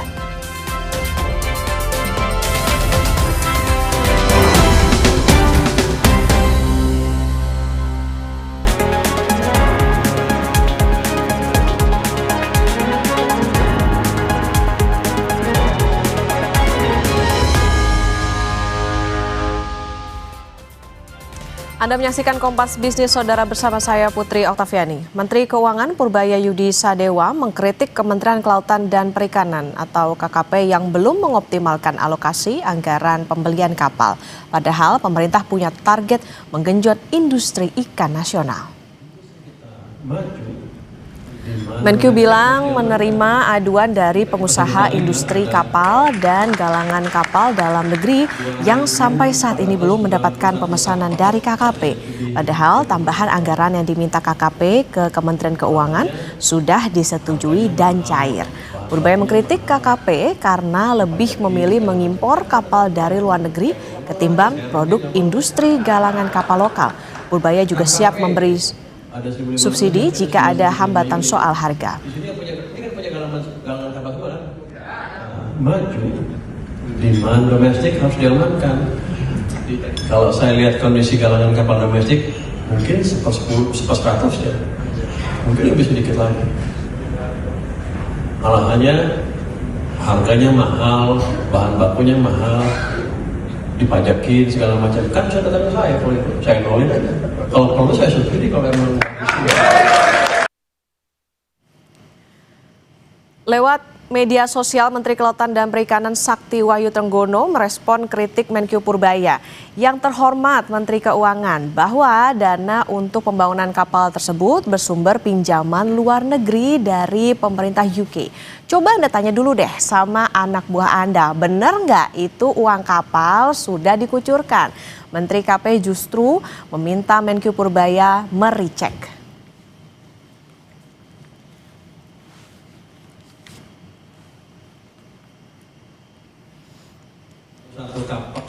Kita beralih ke isu lain, Saudara. Presiden Prabowo Subianto bertemu 5 pengusaha nasional di Padepokan Garuda Yaksa Hambalang Bogor Selasa malam. 5 pengusaha nasional yang hadir adalah Prago Pangestu Barito Pacific Group, Antoni Salim, pemilik Salim Group, Frankie Wijaya, Sinarmas Group, Boy Thohir, Adaro Energi, dan Sugianto Kusuma Agung Sedayu Group. Audiensi digelar selama kurang lebih 4 jam, mulai pukul 19 hingga 23 waktu Indonesia Barat. Diskusi Presiden dengan pengusaha diantaranya mencakup kondisi ekonomi nasional, serta peluang pengembangan sektor-sektor strategis yang berdampak langsung bagi masyarakat.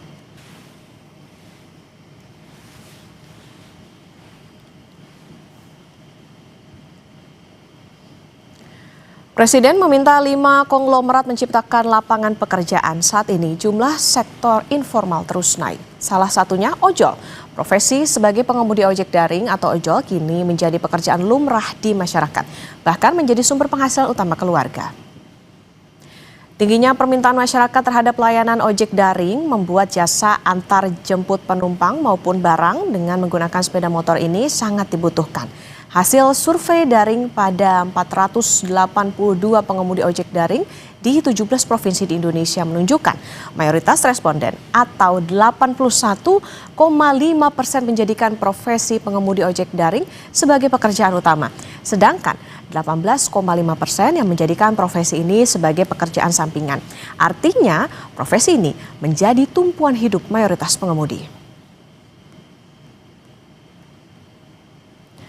Kendati menjadi pekerjaan utama dan satu-satunya sumber penghidupan, pendapatan sebagai pengemudi ojek daring dirasa masih kurang untuk mencukupi kebutuhan hidup. Separuh responden mengaku rata-rata pendapatan kotor yang diperoleh dalam sehari 75.000 sampai 100.000. Kondisi ini membuat banyak pengemudi ojek daring harus rela bekerja lebih lama demi mendapatkan penghasilan lebih.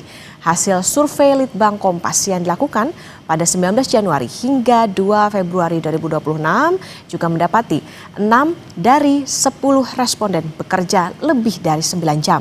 Bahkan 32,2% responden mengaku bekerja lebih dari 12 jam untuk mendapatkan tambahan penghasilan. Biaya operasional untuk bahan bakar dan konsumsi pengemudi bisa mencapai 30 sampai 50% dari pendapatan.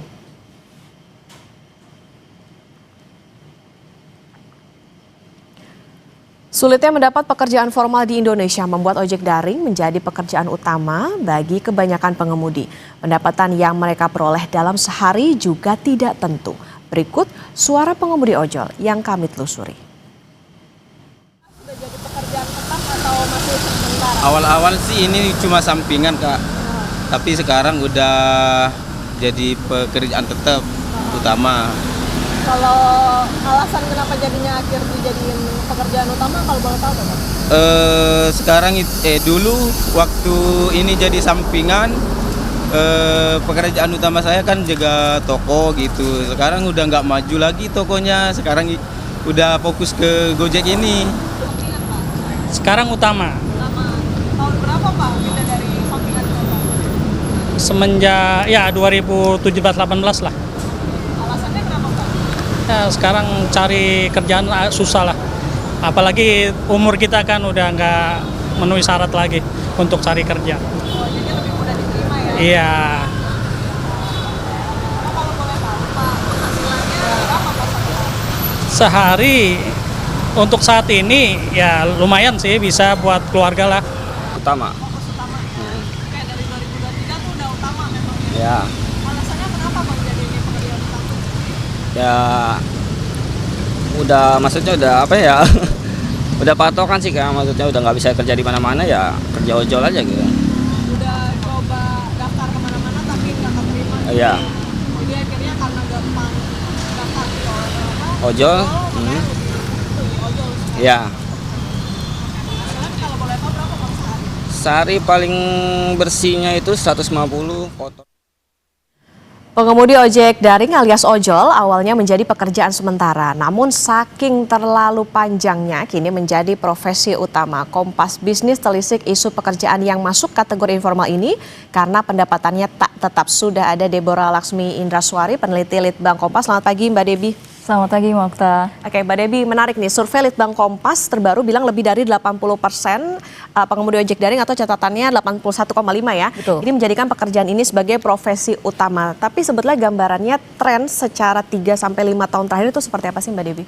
Oke, baik Mokta. Jadi untuk survei kami memang baru dilakukan pada Februari ini, melihat bahwa 81% responden kami menyatakan driver ojol itu sebagai pekerjaan utama. Kan tapi jika ditelik ke belakang sekitar 5 tahun 6 tahun lalu ketika saya survei tahun 2019, memang kebanyakan pada saat itu mereka menjadikan driver ojol sebagai pekerjaan sampingan. Tetapi banyak juga mereka yang mulai menjadikan pekerjaan ini sebagai pekerjaan utama. Jadi memang sudah ada peralihan begitu Mbak Ova.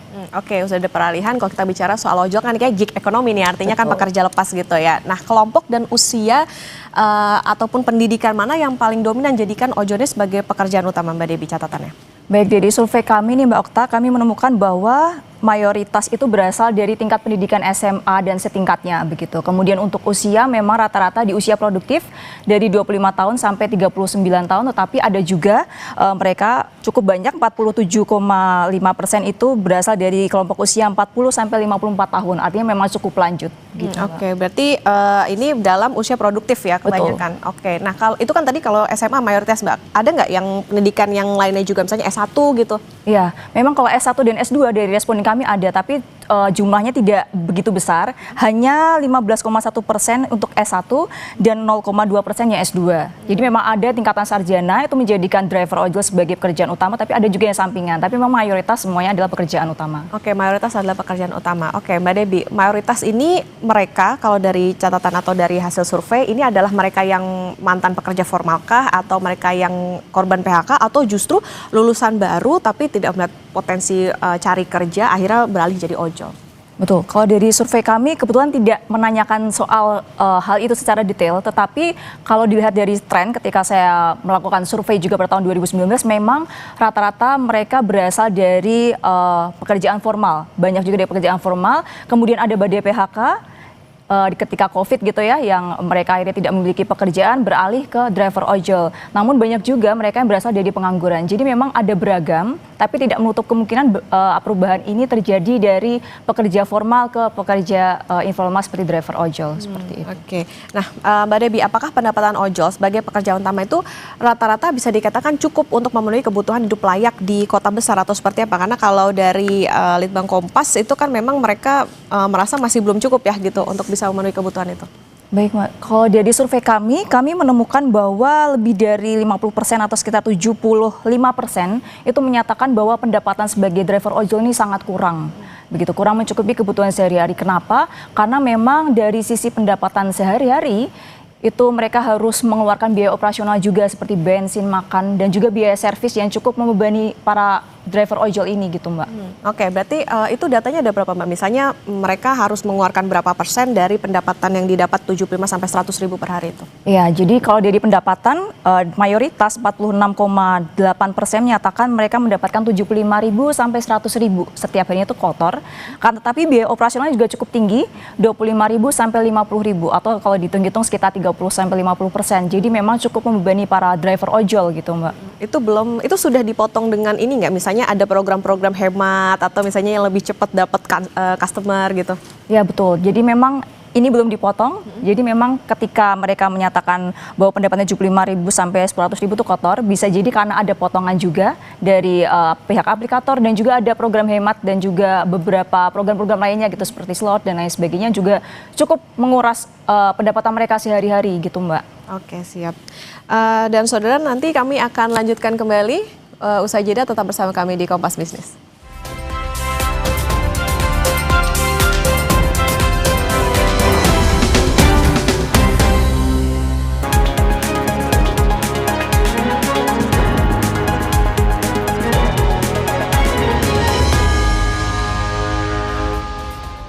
Kembali di Kompas Bisnis Saudara dan kita akan melanjutkan perbincangan, tapi sebelum ke sana kita ke informasi berikut ini terlebih dahulu. Menteri Keuangan Purbaya Yudi Sadewa mengkritik Kementerian Kelautan dan Perikanan atau KKP yang belum mengoptimalkan alokasi anggaran pembelian kapal.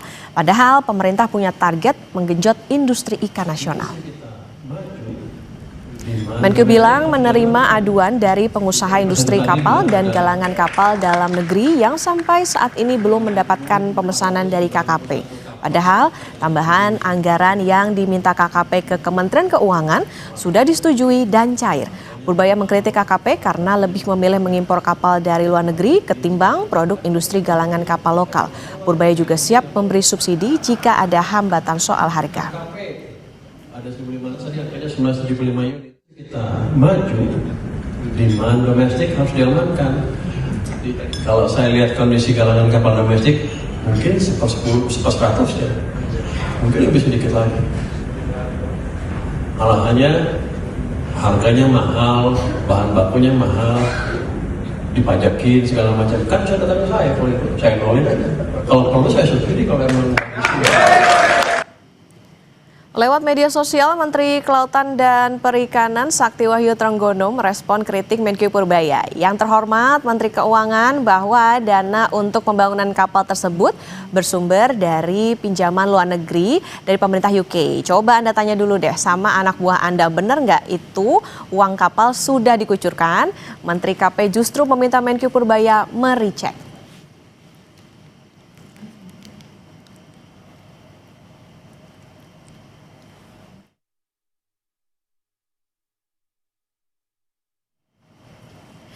Nah, saudara, kita akan melanjutkan perbincangan bersama dengan Deborah Laksmi Indraswari, peneliti Litbang Kompas. Mbak Debi, kita lanjutkan kembali soal ojol ini. Nah, Mbak Debi, tadi ada beberapa catatan. Nah, kalau driver ojol atau yang menjadikan ojol ini sebagai pekerjaan utama, itu tuh bisa dikatakan gini nggak, lebih rentan secara ekonomi dibandingkan dengan pekerja formal?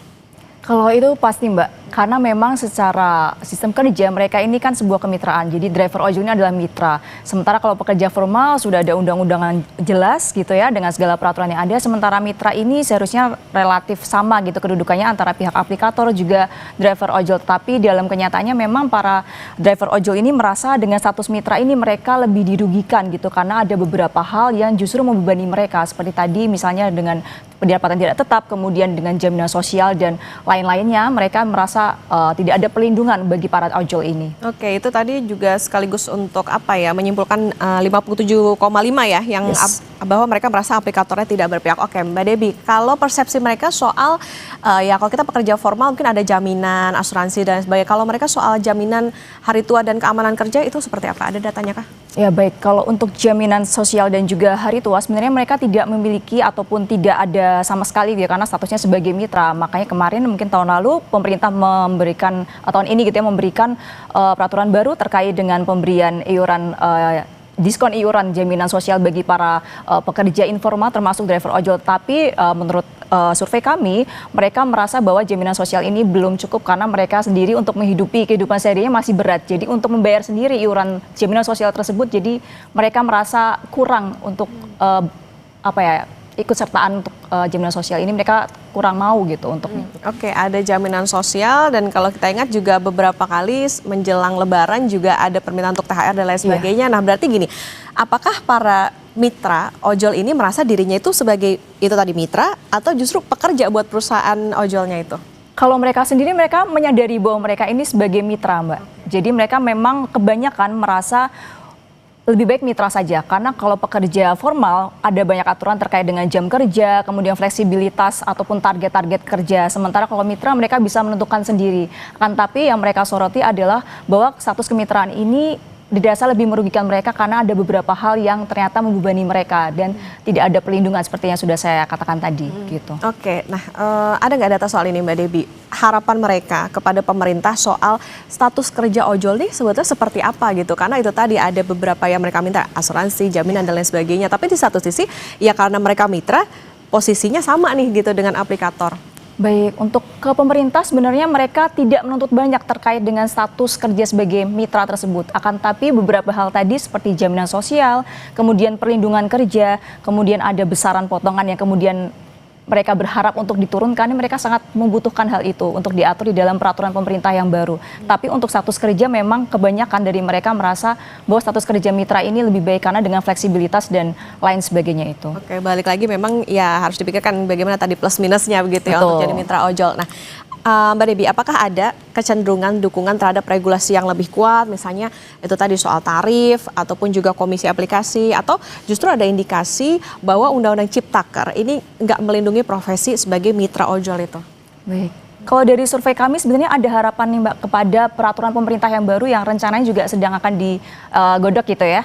Jadi 35,9% dari responden kami itu merasa bahwa sistem kerja dan pengaturan aplikasi ini seharusnya lebih diatur lagi di dalam peraturan pemerintah karena mereka berharap sistem kerja dan juga pengaturan program dan aplikasi itu lebih berpihak kepada mereka, tidak berpihak kepada konsumen ataupun salah satu kepada pihak aplikator.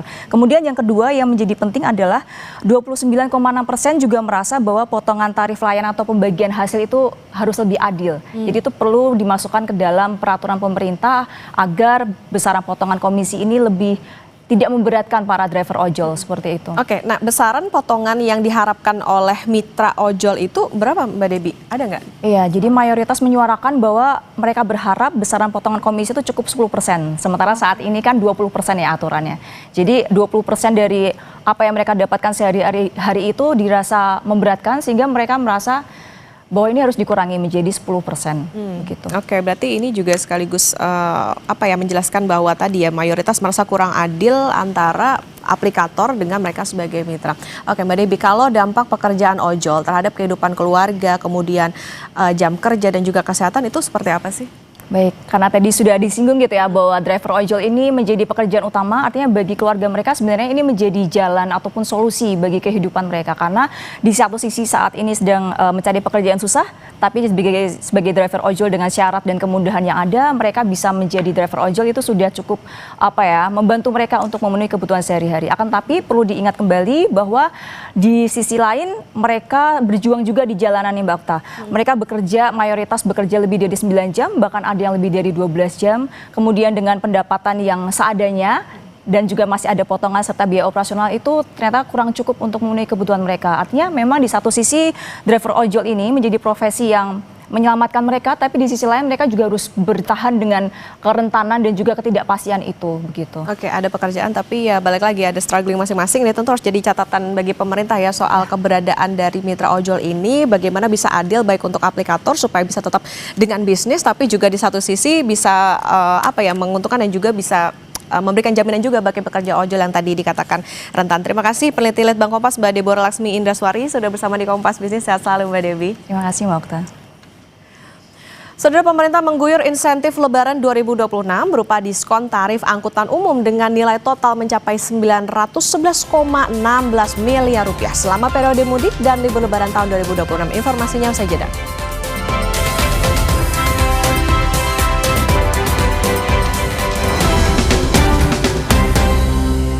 Diduga pandangan terhalang saat hujan deras, sebuah mobil tercebur ke sungai. Mobil sempat terbawa arus sepanjang 200 meter hingga tersangkut dasar sungai. Menurut pengakuan pengemudi, insiden terjadi ketika hujan deras dan kondisi gelap. Saat di jalan berbelok, pengemudi mengaku tidak membelokkan mobil hingga keluar badan jalan lalu masuk ke dalam sungai. Tidak ada korban dalam insiden ini lantaran pengemudi berhasil menyelamatkan diri.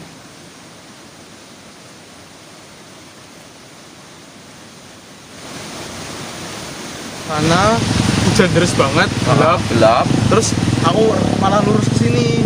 Posisi driver dengan karimun yang kecil, dengan derasnya air yang waktu itu hujan deras, dia masih berada di dalam, terseret sampai di pas dukungan itu hampir 200 meter. Akhirnya Mas Akbar ngejar di sana bareng-bareng dengan relawan dan tim yang lain.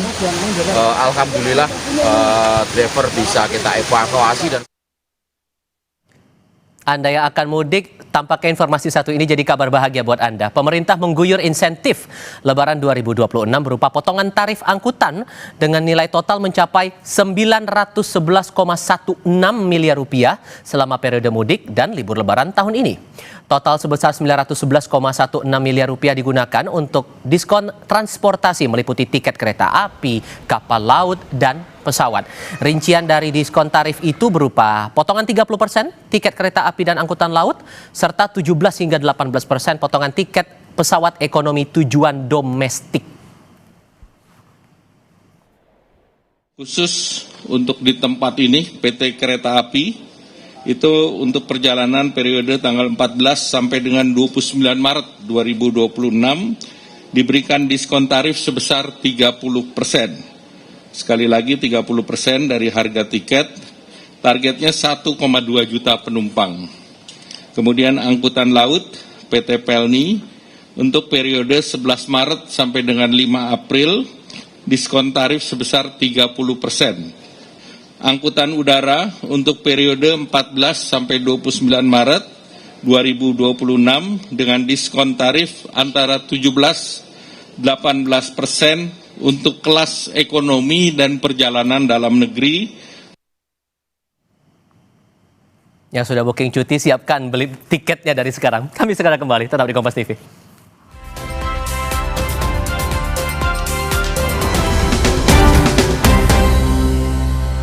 Saudara, sebuah pesawat bermesin tunggal melakukan pendaratan darurat di jalan raya di Georgia, Amerika Serikat pada Senin waktu setempat. Diduga pesawat mengalami gagal mesin saat mengudara.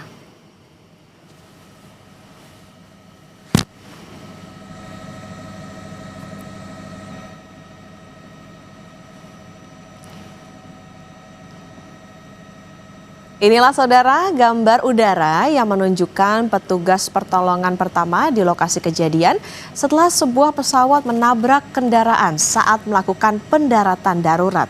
Polisi bilang pesawat menabrak beberapa kendaraan dan menyebabkan satu korban luka ringan. Akibat insiden ini, jalan ditutup sementara hingga pesawat dapat dipindahkan.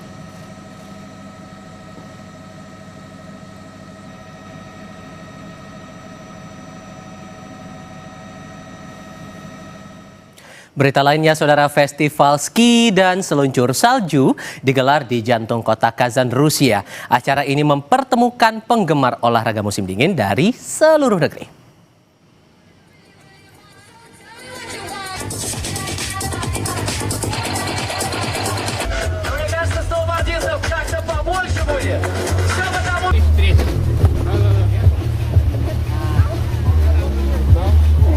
Festival ski dan seluncur salju ini dimulai di jantung kota Kazan, Rusia sejak Minggu waktu setempat. Peseluncur salju dan pemain ski mendemonstrasikan keterampilan di lereng bersalju tepat di luar Kremlin. Media setempat melaporkan acara ini diikuti sekitar 500 peserta. Program ini juga mencakup ski slalom dan gaya bebas, serta ada lomba kostum dan lomba mendaki bukit. Peseluncur salju juga menyoroti gaya partisipan global dan lintasan dalam acara ini.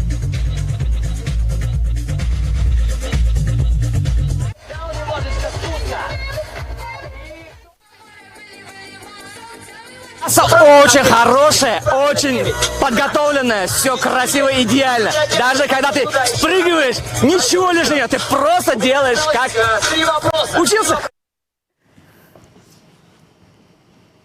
Bayangin tuh, kalau saya yang ikutan ski, belum seluncur, baru di awal udah oleng. Udah oleng. Kalau saya nggak bisa bayangin, soalnya alergi dingin. Nggak bisa. Kalau saya udah oleng duluan, oleng kapten kan gitu. Kan nggak lucu ya kalau tiba-tiba belum mulai, tiba-tiba saya menanggung malu, jadi saya tidak memilih untuk tidak ikut saja. Tapi kayaknya enak ya nonton orang pada ski gitu. Gimana kalau kita lanjut kerja supaya bisa menabung untuk kita ke Rusia? Boleh. Untuk Anda yang tertampar kenyataan. Tertampar realita baik. Untuk Anda yang masih dihadapkan realita mencari pundi-pundi rupiah, semoga semangat beraktivitas untuk hari ini. Yang masih sakit, semoga cepat sembuh. Semoga kebaikan menyertai kita semua. Sampai jumpa di edisi esok hari Sapa Indonesia Pagi. Kami tutup dulu. Saya Tifal Solesa. Dan saya Putri Oktaviani. Sampai jumpa.